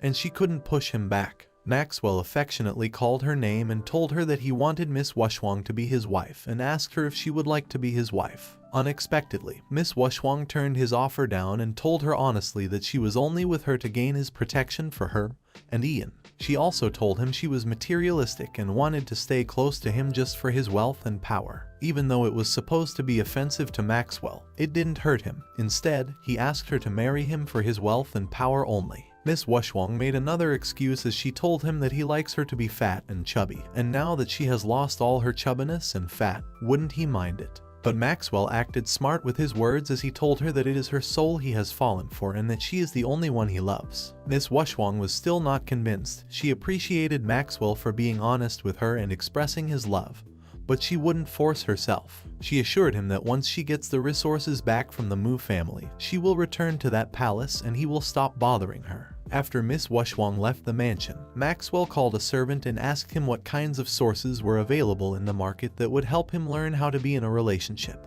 The servant told him that people read romantic novels. Listening to this, Maxwell ordered him to search the whole market and find any such novel, and bring it to him by tomorrow in his study. As soon as the novels reached his study, he started reading them and also started making notes from them. The dragon was able to easily notice such an evident change in his master that he tried to tell him that he has changed and has stopped attending to the actual duties that are his responsibility. The dragon tried his best to convince Maxwell that he must not fall for a woman like this and that she is just a lowly girl in front of him, and he reminded him that the only reason he took her in was to avoid the doom in his future. Maxwell got a bit angry as he heard the dragon call Miss Washwang lowly, but he continued reading his book and ignoring him. On the other side, Miss Washwang was sitting in the marquee mansion as she wondered if there would be many people when the divine thing appears in the Sunset Mountains according to the prediction made by the spirits. One of the servants informed Miss Washwang that the Crown Prince, Song, has arrived and wants to invite her to the event organized by the conquering men on the Sunset Hill in a secret trial area.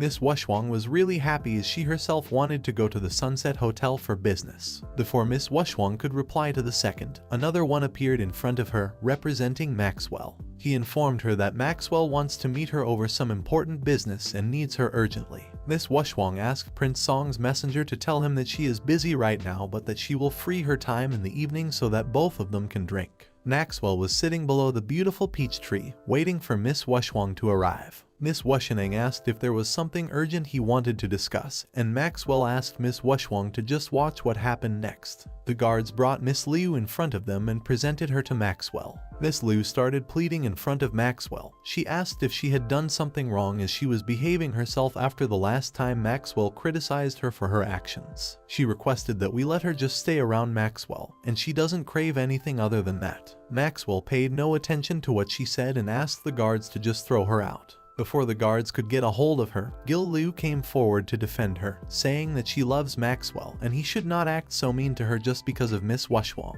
But all of this backfired on him as Maxwell ordered the guards to throw both of them out. Miss Washwang asked Maxwell if that was the urgent work he needed to discuss with her. Maxwell said yes and said that it was urgent for him to tell Miss Washwang that she is the only one he thinks about and is in love with.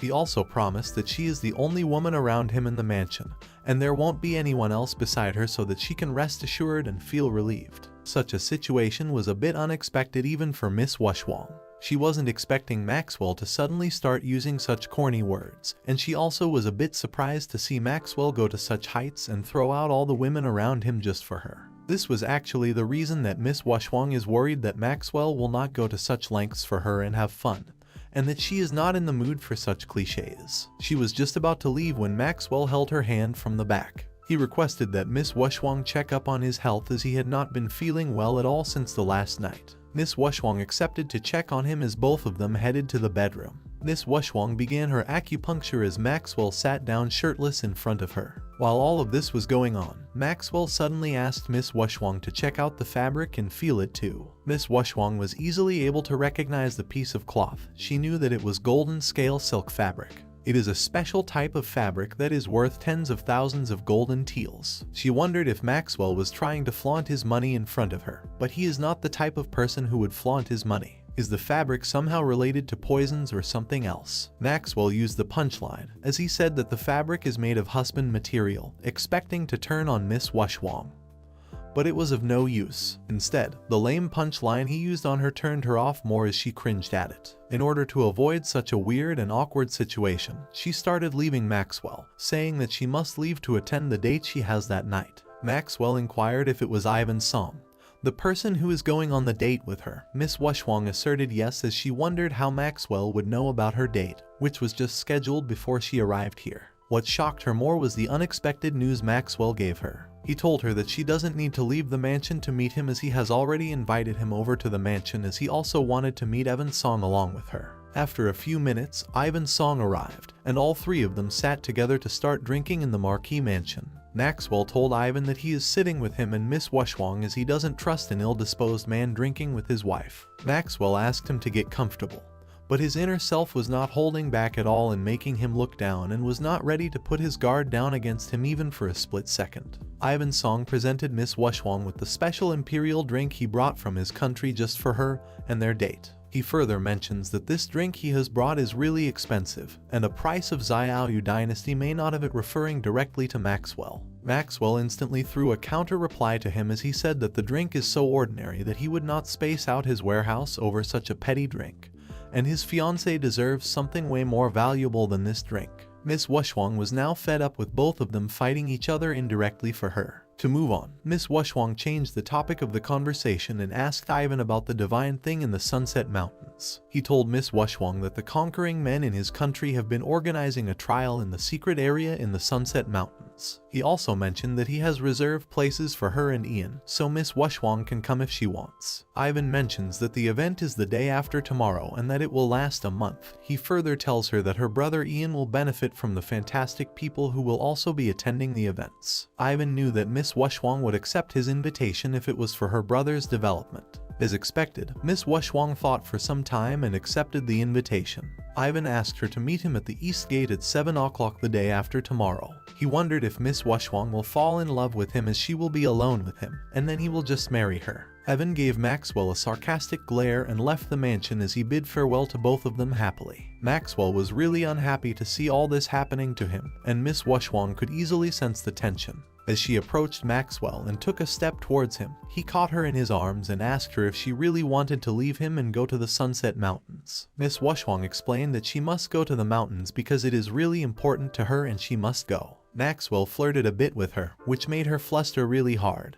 But he took control of himself and told her that it was really dark and she must go home, and he would send someone to escort her back to her home. Miss Wusanag realized that even though Maxwell Long is possessive, he won't restrict her from doing the tasks she wants to, which is a good sign. Suddenly a woman confounded her as she asked if she was again in the regent's mansion. She further mentioned that the regent is deluded by Miss Wushwang, and she will eventually have to pay for it. She also mentioned that her teacher will be arriving here in some time from the conquering men, and Miss Wushwang will just be a bug to her once the teacher comes. Suddenly, from behind an old man came out. It was Bowen Mu, the Marquis. He is the grandfather of Miss Wushwang and a bold general as well as a huge national leader. He unfortunately got framed by the bad people, and people started thinking that he was dead. Miss Wushwang was really shocked to see her grandfather there. Grandfather was about to get angry with the woman because she called Miss Wushwang a bug, but she told him that she does not care what the woman says. Grandfather praised Miss Wushwang for her calm and mature mind and asked the servants to treat the woman with 30 whippings according to domestic discipline. He also asked Miss Wushwang to go in her room for now as it was already really dark and meet him in the morning the following day. The next morning, when Miss Wushwang and Ian entered grandfather's room, he could see his son's afterimage in Ian and also mentioned that Miss Wushwang is also a bit like her mother. Grandfather told both of his grandchildren a secret he hadn't told anyone yet, but now they must know it as they are old enough. He told them that he has been trying to find their parents for some time now. Ian was a bit shocked to hear that, as he used to think that his parents were already dead. Miss Wushwang recalled that, according to what she remembers, her parents went out for a trial but never came back. People told her that beasts ate them and no remains of them were left. Grandfather continued with his explanation as he said that he found a space lift near the place where they disappeared, hinting at the chance of them going to some other land by the lift. Ian couldn't stop his tears of happiness as he asked if he could actually meet his parents in the future. Grandfather replied to his innocent question by saying that it is evident that Ian can meet his parents in the future, but he is too old to enter the senior state of the spirit, and therefore is unable to go to the other lands. However, Ian and Miss Wushwang are really young and also talented, so they must not give up and they will see their parents one day. He also reminded them their parents had left them jade pendants, as he gave one to each of them. Miss Wushwang asked her grandfather out of curiosity how her parents are as she couldn't remember a thing. Grandfather started telling both of them their stories, like how once Miss Wushwang's father came to his father after a trial with a woman and requested to marry her. At first, grandfather was totally against it as Miss Wushwang's mother, Bella, was of unknown origins and her father, Ivan, had great sword talent within him.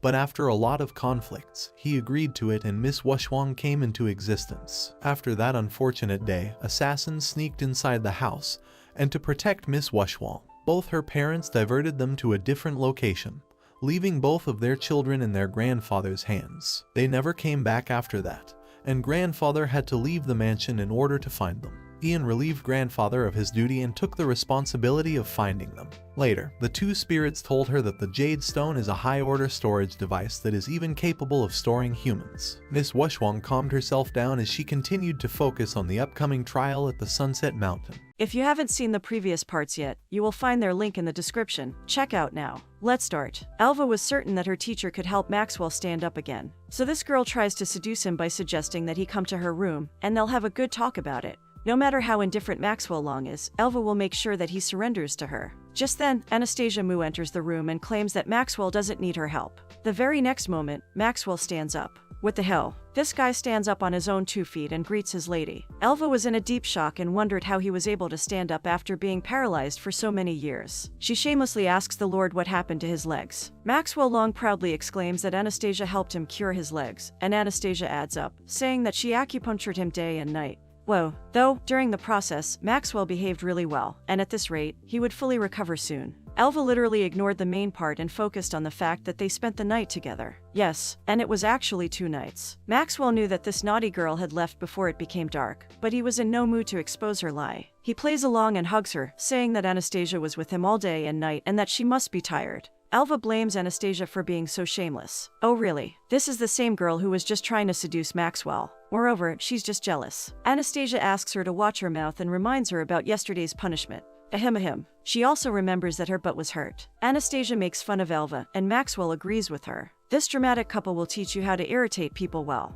Alva now definitely wanted to kill Anastasia, as she was the one who stole her house and her man. In Anastasia's room, the couple is seen discussing about money matters. Maxwell had confiscated Hill Zyman's property, and he was here to give back her money. It was about her, so he had to do it himself. And now Anastasia could be rest assured about her wealth. But then how was she going to repay the prince? Of course, he was going to get a reward. It was a set of 10 powerful tonics. Well, this was fine. But Maxwell was really exhausted physically, and he did a lot to deal with that man. So Anastasia even offered him some good prescriptions to sell and make some money. No man, he didn't need money. Of course she knew that he needed her, but she was in no mood to give in. Maxwell then pulls Anastasia close and kisses her. They hug and grab each other tight. Darn it, this man is getting more and more licentious, and Anastasia couldn't stand up with it. Maxwell then sensually bits her on the lip, and this girl almost chews up his lip in return. Humph, he must be satisfied now. No, girl, he doesn't even hate this. Anastasia is so pretty, and she makes him enchanted. Maxwell has lately become extremely cheesy. Oh my god, what's going on with this man? He used to be cold and indifferent, but now he feels so warm and charming. Maxwell claims that Anastasia is as beautiful as flowers in the spring and the moon in the fall. Ever since he met her, other girls have been nothing but just dust to his eyes. Anastasia finds it difficult to digest the fact that Maxwell is becoming more and more smooth-tongued. She demanded to know from where he learned all this, as she remembered that he didn't used to be like this. Maxwell tells her that he learned all this stuff on his own because he likes her. Oh boy, stop right there. She can actually see that novel, How to Be a Sweet Boyfriend, peeping out of his robe. Dang it, this is embarrassing. Maxwell tries to cover up by saying that he has been reading some unfamiliar books to develop himself, and here, this girl tries hard to hold back her laughter. Anyway, she believes him, but she can't hold it anymore and laughs out loud. At night, in Cherry Moo's room, her mother is teaching her daughter to grab an opportunity and attract the crown prince, as she is going to the Sunset Mountains with him. That's when Alva breaks into the room and complains that her mother only favors Cherry. Cherry, on the other hand, claims that men always like her. Hang on. It's Alva's teacher who will be leading the team tomorrow, so technically she will be the crown princess, and her teacher is certainly going to help her. According to Cherry Moo, Alva is merely just a stepping stone, and once the crown prince falls in love with her, she will surely make Alva her servant, and then she'll take full advantage of her. Whoa, a girl can really dream. Cherry Moo decides to act as a loving sister and helps her fix her hair with a beautiful hair clasp, as she now needs Alva's help. Here, in Anastasia's room, the brother-sister duo is busy preparing for the trial. Anastasia has prepared some medicines for Ian, and she suggests that he put them in his jade pendant. She sits down silently, but her mind is full of Maxwell. She could clearly imagine those silly and mawkish lines. Anastasia could avoid him after she leaves. She didn't really appreciate those corny pick-up lines. Ian asks Anastasia if she knew that Edmund's daughters were also going to the Sunset Mountains. She definitely knew about it, and she pats her little brother on the head and tells him that he is very powerful now, so he shouldn't be afraid of them. It was actually time to deal with those wicked creatures. Ian then passes on a paper with a list of preference questions prepared by Song Yan. Anastasia finds him really sweet, as he's definitely a woman's good friend. The next day, on the way to the East Gate, Maxwell is busy hugging his love, and he's stuck to her like a sloth. But he really didn't want her to leave. Anastasia was only going for half a month, and she would surely come back. But no, he wouldn't let her go.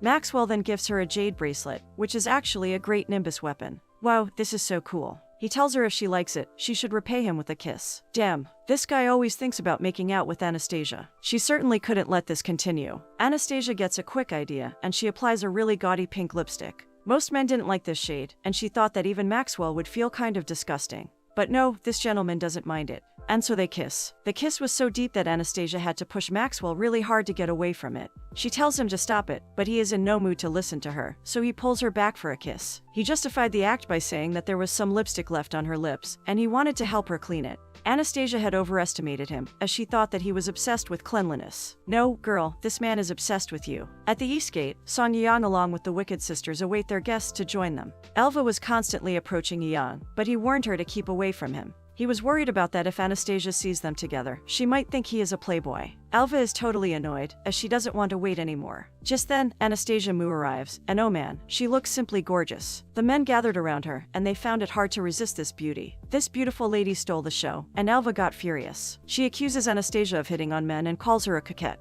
Anastasia approaches her and exclaims that she's so noisy. She then gives Elva a tight slap and warns her to be quiet, or she'll kill her. Elva was nothing to Anastasia, and she didn't mind eliminating some filthy cockroaches. Now that everybody is here, they are all set to go. Even Ken Zyman makes fun of Elva and calls her ugly. He warns her to stay away from Anastasia, or else he'll teach her a lesson. Elva was now really frustrated, but Cherry assured her that they could do something when they arrived in the Sunset Mountains. They get on an airship, and Anastasia finds it much more interesting than an airplane. Now she wants one. Her assistants quickly informed her about the cost and resources needed. Here, in Era Lin's room on the airship, something suspicious happens, and a beautiful common man is seen walking out of the room. After 2 days, they finally arrive at their destination, and Anastasia is very tired. A man barges into their conversation out of nowhere and asks Miss Mu to please wear her hat. When the siblings ask him who he is, this man introduces himself as Erlin, a commoner from the capital of the Xiao dynasty. Since they didn't know each other, Anastasia found his behavior quite weird. Not every stranger cares for a girl. Erlin tells her that she is so beautiful that he's afraid that she'll be harassed, so he offers her a hat. Hang on, why this man seems to be so familiar? Anastasia doubts that he is somehow related to Maxwell Long. Anastasia met Erlin for the very first time, but his behavior still makes her feel that he's quite familiar. Anyway, she puts on the hat, as it didn't matter. Anastasia decides to play along, as she wants to know what he is planning. Ian Mu tries to shoo away the stranger guy, but he finds that he is as rebarbative as Maxwell Long. Abruptly, Ken Zyman starts acting funny. He tells Anastasia to wear the hat, as he wants to be the only one who can see her beautiful face. This guy is clearly blind. Ken Zyman can't even see that Anastasia actually wants to beat the crap out of him. He then openly flirts with her and apologizes like an idiot. Ken Zyman wishes that Anastasia would forgive him. And now he wants a kiss. This guy is insanely stupid. The very next moment, Anastasia kicks him hard on the balls. Nice. She also warns him, saying that if he dares to touch her again, he will lose the ability to have kids. The two Wicked Sisters come running to support this idiot. They simply encourage Ken Zyman to not give up on Anastasia. Elva even informs him that Anastasia still loves him and that she was very happy when she spoke to him last time. Erlin hears their conversation, and for some reason he can't believe this. Elva approaches him and narrates a beautiful love story about Anastasia and Prince Ken Zyman. It seems like Mr. Lin wants to throw up badly, so he deliberately pushes Elva and walks away. Cherry rushes to help her sister, and they badmouth about Erlin and call him an idiot because he has a liking for Anastasia. The team arrives at Rosefinch Street in the Dongchen Kingdom, and Erlin is continuously following them. Finally, Ian decides to confront this stranger, and he demands to know what he wants. Erlin politely replies that he just wants to protect Anastasia. Ian tries to brag about protecting his dear sister, but Erlin knew that he himself needed protection. This guy is more rebarbative than Maxwell Long. Ian then informs his sister that this stranger guy is not leaving, and he doubts that Erlin has some ulterior motives. Anastasia then puts Erlin in a fix by directly telling him that she doesn't need a guard or a stalker, and suggesting that he should leave. Erlin behaves as if he were born deaf and still stands there only. Anastasia examines his expressions and finds that they are exactly the same as Maxwell's, but he wouldn't actually follow her here. Just then, she spots Abel Long hiding behind whatever he can. He couldn't let Miss Mu find him, otherwise she'd know that the regent is here. Dang it, Anastasia finally learns the truth. Now it was time for some great Oscar performances. Anastasia tries her best to touch and flirt with Mr. Lin, and she invites him to hang out with her. Well, he can't deny this opportunity. They start roaming around the streets and land up in the Wonder Clothes store. The shopkeeper shows them a few exclusive dresses, which were also primary Nimbus weapons. Anastasia asks Era Lin to give her some advice, and he obviously chooses the most conservative dress. Yes, it was really good, but Anastasia wanted the sensual purple one. No, both her brother and her lover opposed her decision, as this dress was too sexy. Anastasia just wants that sexy purple dress now. Era Lin takes the trouble to point out that yellow dress and tell her that it's on him. But they barely knew each other, so she refused his offer. Damn, this girl is on a mission, and she won't listen to anyone. 2 clicks, and Anastasia pins Mr. Lin on the wall and demands to know who he is. He tries to act, but she slowly whispers in his ear, saying that she already knows that he is Maxwell Long. Oh shoot, Mr. Long was finally caught. He doesn't intend on exposing himself, and so she declares that she doesn't care if he tells her the truth or not. But he would definitely regret this later. Abel Long quietly peeps and asks his lord why he is pretending to be someone else. It was obvious that he came here because he was worried about Anastasia, but he didn't want her to think that he couldn't live without her. He actually couldn't live without her. Next, Anastasia appears, displaying her most anticipated look. She looks extremely pretty, and she's so sexy. Now this girl needs some good reviews. Maxwell frowns at her, flings her in his arms, and exclaims that she is being extremely naughty. Anastasia pushes him away because he's way too clingy. He had also lied to her. Maxwell defends himself, saying that she is his fiancée and that he should pay attention to her. After some intense drama, it was now time for her to change her costume. But Maxwell tries to stop her, and he unintentionally pulls the strap of her dress. Oops, this is a critical strike. The very next moment, Maxwell wraps Anastasia in a thick cloth, as she can only be dressed like this in front of him. In Alva Mu's room, she is seen greeting her teacher. She then complains about being bullied by Anastasia Mu. Alva shows him Anastasia's exclusive photo, and the next second, this man is mesmerized by her beauty. This pervert plans to use his treasured sex toys on her, and he's already feeling great by just thinking about it. Alva informs him that Anastasia is quite flexible, so she'll definitely make him happy. Alva's teacher hugs her and declares that he'll give her 10 miracle stones after this. This filthy man has killed many women, and if Anastasia Mu is caught by him, Alva is sure that she won't get away safely. Anastasia Mu is really doomed. Alva was curious, and she asked her teacher about his plans. Simultaneously, she was trying to push him away. So his plan was set, and he tells Alva that when she gets to the Sunset Mountains tomorrow evening, he'll attract the beasts, and at that time Alva will take Anastasia to a deserted place. And then he could enjoy his time with the beauty. Alva's teacher grabs her hand, and she praises him for being so wise. He then started licking her hand. Yua. Alva was just enduring this creep because she wanted to destroy Anastasia. What a fool. The next day, they packed their stuff and came to the secret area of the Sunset Mountains to search for clues to the artifact. It was pretty dangerous, so Alva Mu asked her teacher, the 9th Presbyterian, to come together to help them and hurt Anastasia. Alva introduces her teacher to them and claims that they'll be safe with him. Oh please. The 9th Presbyterian greets the Crown Prince, but his eyes are glued to Anastasia, who is currently flaunting her look in her new clothes. Song Yang completes the formalities and thanks him for coming. Anastasia examines this old man, and she knows that he's a pervert because he looks lascivious. She wonders if there is any conspiracy going on. Just then, Anastasia is pulled by this beautiful man who is wearing a rabbit mask, and he puts on a mask for her too. Anastasia is Maxwell's girl, and not everybody can look at her. Maxwell swears to gouge that old man's eyes out if he looks at his girl again. Anastasia pokes Maxwell's mask and asks him why his mask is a rabbit while hers is a fox. It is actually quite simple because the rabbit is naturally afraid of the fox. Anastasia seems to oppose his idea, as she thinks that he should be the fox. She tries to remove her mask, as it makes her feel confined, but he insists she wear it. The gang is kind of sick of them. Song Yeong wonders who this Irilin is. Alva is busy thinking about why all the men like Anastasia, and this little guy Ian is just worried about his sister. Out of nowhere, Ken Zyman appears, and he claims that Anastasia is his girl. He also accuses her of cheating on him.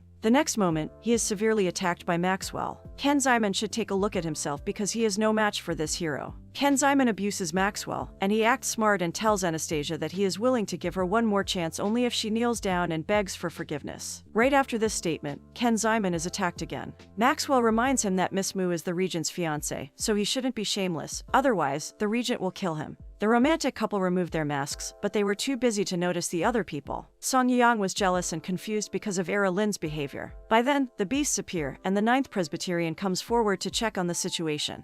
Yes, the play is on. Anastasia informs Ian to follow Lin closely. No matter what happens later, he would definitely protect him. Next, the beasts start approaching them with a bang. Both Maxwell and Song Yang hold Anastasia's hand, and they are not willing to let go of her. They ask her to follow them, respectively. Song Yang claims that he invited Miss Mu here, so she should come with her, but Maxwell was the first one to ask her out just now. Both seem to be equally stubborn, and so Anastasia suggests that they should let go of her. Elva rushes toward Anastasia and snatches her away. She takes her along to hide somewhere where they could be safe. Song Yang tries to stop them, but Maxwell blocks his way because he believes in her. He tells Yang to wait and watch what happens, and then they'll react. Here, Elva successfully brought Anastasia to their secret place. Anastasia questions her about this place, but Elva slaps her hard and tells her to have fun before she dies. The Ninth Presbyterian suddenly appears and acts extremely creepy. He tries to approach Anastasia, but he just can't stop himself. Anastasia keeps staring at him, and the moment he pounces on her, she removes a dagger and smacks his balls. What a damn fool. Anastasia had thought that a pervert like him would pay more attention to the genitals. This old man was just so vulnerable. The Ninth Presbyterian is busy crying out loud in pain. Next, Anastasia summons the demons. Since the old man asked for trouble, Anastasia could do him a favor. All types of vicious-looking beasts gather around Anastasia. Once their target is set, the beasts run behind Elva and her teacher. When Elva was in real trouble, the teacher literally kicked her out and exclaimed that she should just go to hell. He was the one who got her involved in this plan. Elva's teacher pushes her, and Elva ends up straight in the mouth of a beast. Elva was damn scared, and she started to apologize and beg for forgiveness. She didn't think of Elva as a sister, as no sister would ever plan to set her up to kill her. Moreover, Anastasia warns her not to move because if she misses the target, she might end up stabbing Elva's chest. This perverted old guy thinks that as he is the Presbyterian of the conquering men, he knew that the beast wouldn't hurt him. Wait, no, he's wrong. After a brief moment, the beast attacks the old man, and he loses an arm of his. What a pity. He also warns Anastasia, saying that if she kills him, the crown prince will avenge him. This insane old man compares himself to her master. Really, Anastasia was so damn curious about this. She tells him that he should let her first kill him, and then they will know whether the crown prince takes his side or not.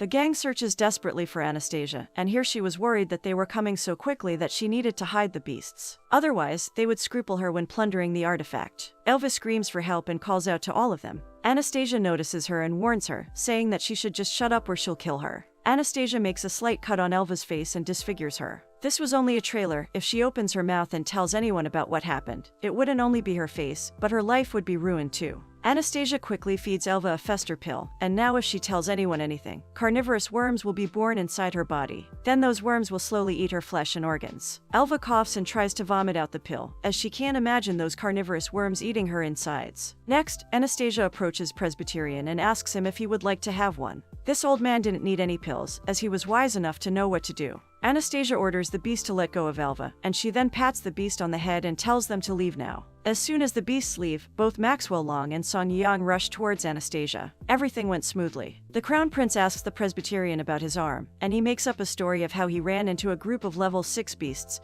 and sacrificed one of his arms. Cherry notices her sister lying on the ground, and she quickly asks Elva if she is fine. Elva was busy in her own imaginary world with her carnivorous worms. Cherry understood that she was scared by Anastasia Mu and went crazy. Elva even ruined Cherry's plan. Anastasia assures Cherry that Elva is fine and that she just needs to have a good rest. Elva was so dumb that Anastasia could scare her with only a candy. She really was no match for her. Maxwell asks Anastasia if she is happy now. These stupid creatures were so weak that Anastasia felt like she was the bad guy. Meanwhile, she also examines Ian to see whether he is okay. By then, Maxwell pulls Anastasia towards him and hugs her. He asks her why she didn't kill them. Anastasia actually wants those evil-minded people to be alive and suffer. Ian Mu was being quite protective and reminded his sister to stay away from this guy. Anastasia pinches his cute cheeks and appreciates his ability to judge people. Here, Song Yang had managed to get rid of the regent, and he wanted to develop his relationship with Anastasia, but now this Lin was so annoying. They soon hear the growling sounds in the mountainous region. The Ninth Presbyterian exclaims that the birds and beasts were getting excited, so this may be a sign of the artifact showing up.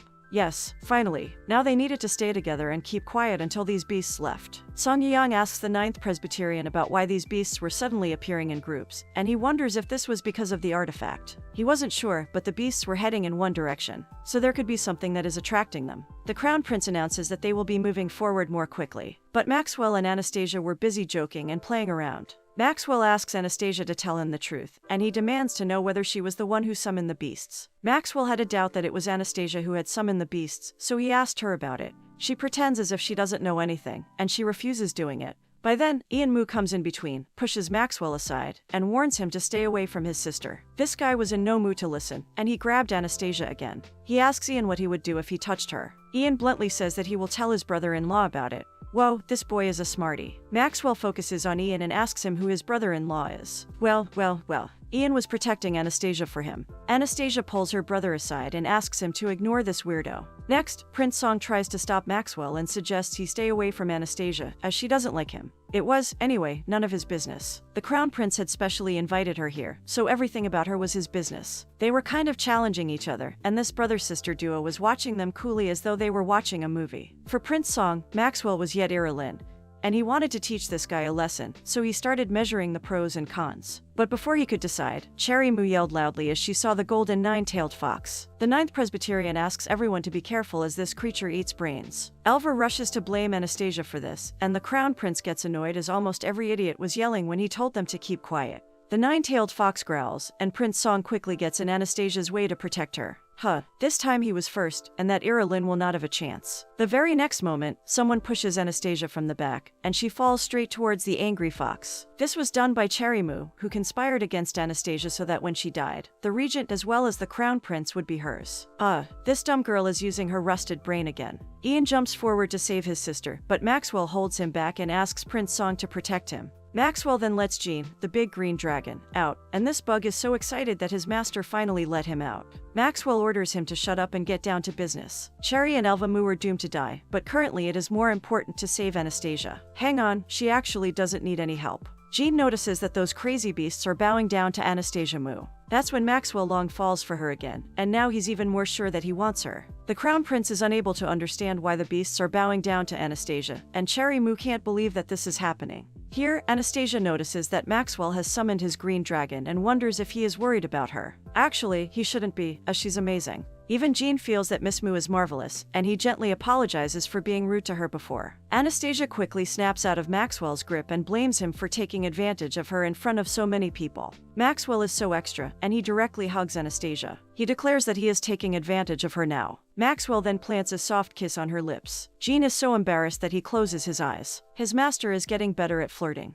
Miss Moo is in a fix, and she pushes Maxwell back. She then warns him to behave, or else she'll let the beats eat him if he repeats this. No, she won't. Maxwell loved her, and he believed her. Well, he didn't seem 100% sure. The very next moment, Anastasia flings Maxwell and pins him on a nearby wall. She claims that she is the one who loves to take advantage of others. Maxwell was ready to submit himself and asked her to take advantage of him today, and he would love it. Since his legs were cured, he has become more and more dissolute. Something intense was about to happen, but then I forgot it. These Asian dramas will always have a next time. Anastasia then remembers that she hasn't punished the woman who pushed her yet. Here, Maxwell is still struggling to gather himself. Darned, she is really good at this, and now he can't wait for some real action. Anastasia is seen approaching Cherry Moo, who seems to be scared to death. She knew that Anastasia knew it was her and that she was definitely going to kill her. Cherry Moo tries to run away because he doesn't want to die. There's no way she could escape. Anastasia orders the nine-tailed fox to go and get her. The beast was about to attack her, and just then, out of nowhere, Ian got caught in the middle of this chaos. Cherry quickly traps him, and now she's getting into some serious villain mode. She asks Anastasia to keep still and let go of her, or else she'll kill Ian. Anastasia blames her for pushing her toward the beasts,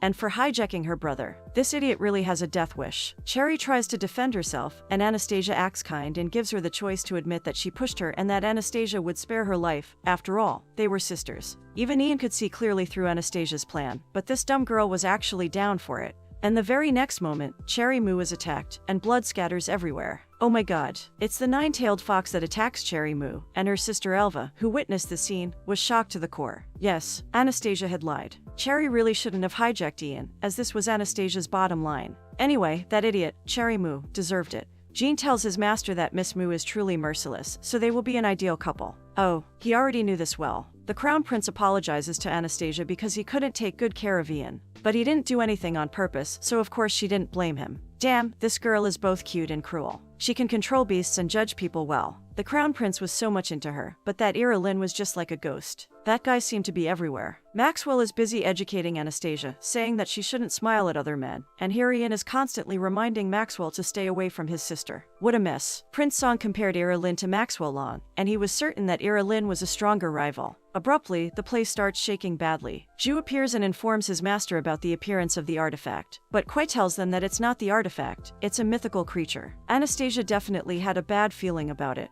Damn those intimidating eyes, something scary was staring at her. Maxwell Long pulls Anastasia towards him and tells them that they are going to see the new mythical creature. Next, she had to sit down and hold him tight. Wait, why? Anastasia deliberately hugs Ian tightly, and she tells Maxwell to stop talking nonsense and move quickly. They leave, and Prince Song is left behind. Damn it, he's going to kill Lin when he sees him next time. Meanwhile, while riding on the dragon, Anastasia checks Ian carefully. She was lucky not to get hurt. Maxwell offers Ian a tonic, but instead he stares at him in anger. Ian knew that this guy was good to him because of his sister, but he was certain to protect his sister and yelled at him to keep proper distance. Anastasia was in awe of her sweet brother, who was like an angel, and she was so touched that she tears up. Maxwell hugs her from behind and tells her that he should thank Ian on behalf of Anastasia. Ian gets furious once again, and he screams at Maxwell for hugging his sister. Maxwell plays along and hugs Anastasia more tightly. Ian gets extremely mad and argues with him. So this is known as a club sandwich. Anastasia was stuck between them like a damn stuffed egg.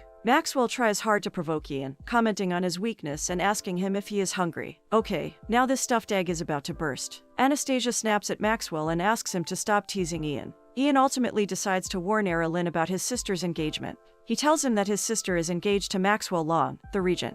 He adds up, saying that Maxwell is really strong, and if he knew this, Lin wouldn't have a happy ending. Oh, finally, Maxwell was just waiting for this. He then starts questioning Ian about his brother-in-law. Ian Mu was certain that Lin was no match for Maxwell Long. Ian states that Maxwell is prettier, more powerful, and more decent. He looks strict when he doesn't smile. In short, Maxwell Long was way better than this flirty Lin. Maxwell couldn't control his happiness while Anastasia was totally bugged up and being squeezed in the middle. Ian finds it strange because Lin wasn't annoyed even a bit. That's when Mr. Fake Lin takes off his mask and justifies himself by saying that Ian actually admitted that he was his brother-in-law and praised him. So technically, Maxwell shouldn't be angry at all. Maxwell shows off his handsome face, and Ian finally learns that Lin is none other than Maxwell Long. He really has no shame. It was true that Maxwell could abandon not only his shame but also his soul for Anastasia. He hugs Anastasia, and this time, Ian is perfectly fine with this. Moreover, Ian turns his back on them. This smarty boy doesn't want to see anything. Ian approved of Maxwell, as he disguised himself as another man and hid his identity just to protect Anastasia. He was still weak, and so for his sister, Ian needs to become stronger. Here, Maxwell is busy flirting with his girl, and he asks her if she is satisfied with him now, as even Ian thinks that Maxwell is good enough for Anastasia. Anastasia gets annoyed at once and warns Maxwell not to teach Ian any tricks, as she doesn't want him to become crooked like him. But Maxwell opposes this thought, as it would be better if he learned some tricks. Anastasia couldn't protect him forever. Yes, he was right. Again, there's this feeling of being stalked, and both Anastasia as well as Maxwell find it weird. This definitely must be an enemy. Moreover, Maxwell understands that Anastasia is the target, so he decides to make some preparations. Anastasia initially thought that it was John, the loyal master, but now she feels that it has something to do with a mythical creature. They quickly land in a strange place, and it's so quiet here that they can't even feel the wind. Suddenly, a drop of blood falls on Anastasia's face, and next, Ian spots something even creepier. Damn, this place was covered in blood. There were plenty of bodies of dead animals lying on the ground, as though they just had a severe war, and no one survived. Anastasia quickly asks Ian to stay here, hands him a whistle, and tells him that if something happens, he should immediately blow the whistle. Then an ermine eagle would take him away to somewhere safe. No, girl, one whistle wouldn't be enough. Maxwell calls out to Abel, and he jumps out of the bushes, scaring the living crap out of Anastasia. Maxwell asks Abel to stay here and protect Ian. Anastasia thinks about how Abel kept following them all the way long, and as she knows nothing about him, she finds him quite mysterious. After settling them down, Anastasia and Maxwell begin to examine the dead bodies. They find out that their necks were probably hurt by some beasts, but their bodies weren't ruined. They wondered why this beast killed the animals but didn't eat them. Maxwell guesses that maybe it enjoys killing. While discussing about the beast, they hear a sobbing sound. Yes, someone is crying. Maxwell quickly holds Anastasia's hand and tells her to stay with him. Anastasia gladly tells him that if there is a chance, she will publish a book about their love story, and she predicts that it will be a bestseller. Maxwell gets a good opportunity to induce guilt in Anastasia, and he tells her that no matter what, she still doesn't want to marry him. Oh boy, this was not the right time to talk about this. Meanwhile, the sobbing sounds grow louder and clearer, and they notice that it's a kid. Anastasia quickly approaches the kid and asks him what happened and also questions him about his parents' whereabouts. The kid lifts his head up and he's about to speak, but he suddenly notices Maxwell, who stands there still, literally uninterested in kids. He finds that this uncle is so scary that he starts crying even louder. Anastasia blames Maxwell because he freaks out the little boy. Maxwell literally stood there, doing nothing. Moreover, he was just trying to be kind, and the kid even called him an uncle. Well, he was not an uncle. This kid cries out loud and asks Anastasia to hug him. She hugs him tightly and asks him his name. The little boy finally stops crying and tells Anastasia that his name is Daniel. He also tells her that his parents are at home and that he came out alone to play but he lost his way. Maxwell finds it very strange, as there were many bodies here and only one kid was left alive. He asks Daniel to tell him who he really is. Daniel innocently tells him that he saw a glare of light and then fell asleep, and when he woke up, he saw many animal bodies around him. He was so scared, and he continued to hug Anastasia, who was now his sister. Anastasia wonders if it's the mythical creature, whereas Daniel isn't sure, but they can't totally trust this kid. Anastasia finally decides to send this kid home and then gets some more details. Maxwell was fine with anything, but he didn't want Anastasia to hold him as Daniel could walk. Maxwell was just obsessively jealous, as this little one was just a kid. Maxwell begins with his flirting techniques and tells Anastasia that he feels good to hold her hand. Here, Daniel was unable to comprehend what was going on. The next day, they reach Daniel's house. Daniel gets pretty excited and rushes towards his house. Anastasia runs behind him, asking him to be careful, and just then the ground cracks open and Anastasia falls into the trap. Without even hesitating for a second, Maxwell jumps right after her. Daniel stood above the pit in deep regret. But soon his regret goes away, and he thinks that it was so easy. In this pit, Anastasia was unable to use her powers, and she fell straight to the ground with a thud. She notices those purification charms that stopped her from using her ability. This trap was so clean, and it looks like no human or animal has ever been trapped here. Anastasia felt as though this trap was for her. Maxwell hugs Anastasia and asks her if she is fine. She was actually wondering why he was here. Maxwell checks out her wound, and it's just skin trauma as the barbs are non-toxic. It was pretty obvious that these charms were for them. Anastasia was so worried because she couldn't use her ability. Maxwell assures her that it is easy to get out of here as there is a bug in this trap. And this bug was really enchanting as it was none other than Maxwell Long. Maxwell Long uses his power to burn all those charms hanging around. Anastasia admires him, and she finds him quite amazing. Maxwell notices her reaction and takes her into his arms. He tells her to just say it out loud if she is attracted to him. Anastasia's heart was in a bad situation, and she grabbed her robes, holding them tightly. She tries to be bold and tells him that he could wish for it. Maxwell quickly lifts her up, but Anastasia argues, saying that she can get out herself. Maxwell burned all those charms to avenge her and now wanted to take her up, and this was his reward. The very next moment, they are out of the trap. Anastasia again pushes him away and asks him to be serious about the situation. Daniel asks Anastasia if she is fine, and he brings his mother to help them out. Well, they were already out. Daniel's mother was grateful that they sent her son home. She also tells them about the weird things going on in their village. They had set up this trap to protect themselves, but Anastasia and Maxwell ended up falling into it.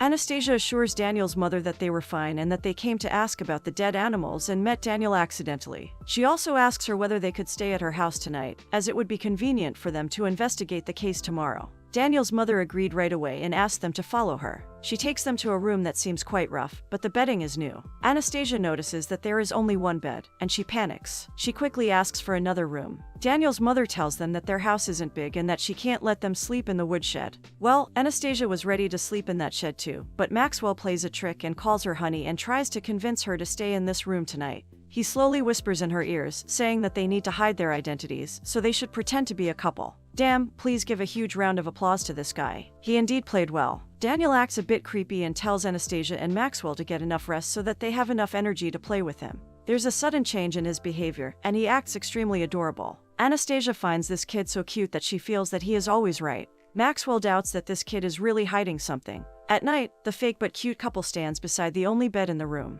Anastasia suggests that they play rock, paper, scissors to decide who will sleep on the bed and who will sleep on the ground. Well, no. Maxwell quickly captures the bed and clearly states that he is used to a luxurious life and can't sleep on the ground. Fine. Anastasia takes her bedding and declares that she'll sleep on the ground. With a swish, Maxwell jumps straight on her and offers her to sleep with him. He adds up, saying that the ground is tough and cold, and he doesn't want her to sleep here. Anastasia tries to push him, and she accidentally tears open his robe. Whoa, now this is a damn scene. Dang it. Anastasia has seen Maxwell's sexy body before, and technically, she shouldn't be blushing. She couldn't be so damn shy. Anastasia covers her face with her hands, and this sexy guy bends down and whispers, saying that she is so voluntary. So now Maxwell needs to be more enthusiastic. He quickly reaches to undress her, but she stops him right there. Anastasia asks him to wait, as this is boring. She has an interesting idea and asks Maxwell if he would like to try it out. She takes out a normal rope, and he wonders what is so special about it. Anastasia smiles at him and tells him that this is not just a rope. Yes, she was talking about something intense, such as the binding play. Anastasia quickly ties up this hot mess with the rope she has. She then tells him that she has made some medicine that can make people weak and powerless, and she soaked this rope in it. She was happy to experiment with him. Whoa, Anastasia, this girl is so naughty that she actually played tricks on this man. Well, Anastasia learned all this from Maxwell Long. She informs him that he has to sit here for a whole night, and she'll untie him tomorrow. Anastasia throws herself on the bedding and covers herself. She wishes him a good night and falls asleep. After a while, Maxwell snaps out of the bondage and covers up his girl. She actually thought that her little trick could stop him. Maxwell then bends over and gives her a soft kiss on the head, wishing her a good night. Damn, he is a keep. Maxwell walks out of the room and calls out to Abel. Abel appears by his side within a second, and he asks him about some work-related details. Abel informs him that Mr. Mu has settled down well, and then he talks about something that Maxwell had told him to investigate. Abel whispers the details quietly in Maxwell's ears. Hang on, there's this creepy woman here. Well, now things were going to be messed up. The next morning, Anastasia wakes up after a good sleep. The first thing she notices is that Maxwell is not in the room, and she looks around for him. Anastasia has been called for breakfast, and she quickly heads out to have something. As soon as Daniel spots her, he runs and hugs her tightly. He asks her if she is doing well, as she was late for breakfast. Oh my god, this kid is really cute. Maxwell tries to act funny and asks her if he did it too hard and if she is tired because she couldn't take it. He also assures her that he will be gentle today. There's a kid here. Daniel naturally misunderstands the situation and wonders if this uncle beat his sister. Anastasia gives Maxwell a death stare and asks him to stop talking nonsense. Just then, the not-so-creepy woman that is Daniel's mother enters the room with some soup and asks them to have it while it's still warm. Daniel's mother serves them the sole, and Daniel tells them that his mother cooks really well, and that they should try it. He wanted to speak his heart out, but the uncle, who doesn't like kids, discouraged the kid by cutting him off. Maxwell stops the not-so-creepy woman and thanks her for cooking for them. But now that she is tired, she should have the soup first. She indirectly tries to refuse him, but he can sense her hesitation. Anastasia wondered why Maxwell was doing this, and she gave it a thought to see if there was anything wrong with the soup. Anastasia takes the soup and realizes that there's something fishy in it. She pulls out a poisonous centipede from the soup. Maxwell doesn't even wait for a minute, and he attacks the old woman. He then strangles her and questions her, asking her about her real identity. This woman, who can now barely speak, tells him that he doesn't know anything about the poisonous soup. Daniel starts screaming and crying. He calls Maxwell a bad person and yells at him to let go of his mother. Anastasia tells Maxwell that if Daniel's mother really wanted to harm them, she wouldn't have served the soup herself. Maybe she did that to deceive them. Maxwell constantly pressurizes this old man and asks her why there are so many dead animals around. She begs him to believe her, saying that she doesn't know anything about it either. Seriously. But Maxwell already found out that last night there was no one else in this village, so it had to be these buggers. Maxwell stares at Daniel, and he guesses that these people have something to do with the phoenix, the mythical creature. Just then, someone other than them asks about the whereabouts of the phoenix. These two people who just entered the room were from Marine Land. The boy's name is Hellion. He is the young master of the Hellion family, and next to him stood his younger sister, Dale Hellion. Maxwell at once gets annoyed as he comes to know that it's them, unimportant people from the Marine Land. Dale gets furious at Maxwell because he despised her family, and she's about to start a fight. But Hellion stops her and reminds her to get down to business first. He inquires about the old lady and asks if she is the phoenix. The creepy old woman laughs like a devil and asks them if they want to have their hands on the phoenix. The very next moment, she just moves so quickly, and Maxwell chases behind her so that she won't be able to escape. The Hellion siblings rush towards them to catch the old lady first. Boom! Something stinky bursts out, and both Era and Dale start coughing. Dale exclaims that this thing is so smelly. Anastasia introduces them to her special smoke bomb. She tries to educate them about the first come, first served rule. So ethically, they should line up after them. Hang on. Hellion is way too attracted to Miss Mu. Initially, he paid all his attention to the phoenix and ignored her. Moreover, he didn't expect to find such a beautiful lady in this low-order land. Now he wants to have her. Damn, this guy will have to line up here too. Dale gets mad at Anastasia and decides to teach her a lesson after she gets the phoenix. The creepy old woman is still playing with Maxwell. and as soon as he tries to capture her, she disappears. Following her, they end up noticing flames around the little boy Daniel, and now he's not cute anymore. He laughs like a pure devil. With this, its fifth part ends here. So if you liked the video, then hit that like button and leave a comment for the next part. Most important, subscribe and press the bell icon for notification. I will meet you in the new video. Till then, bye.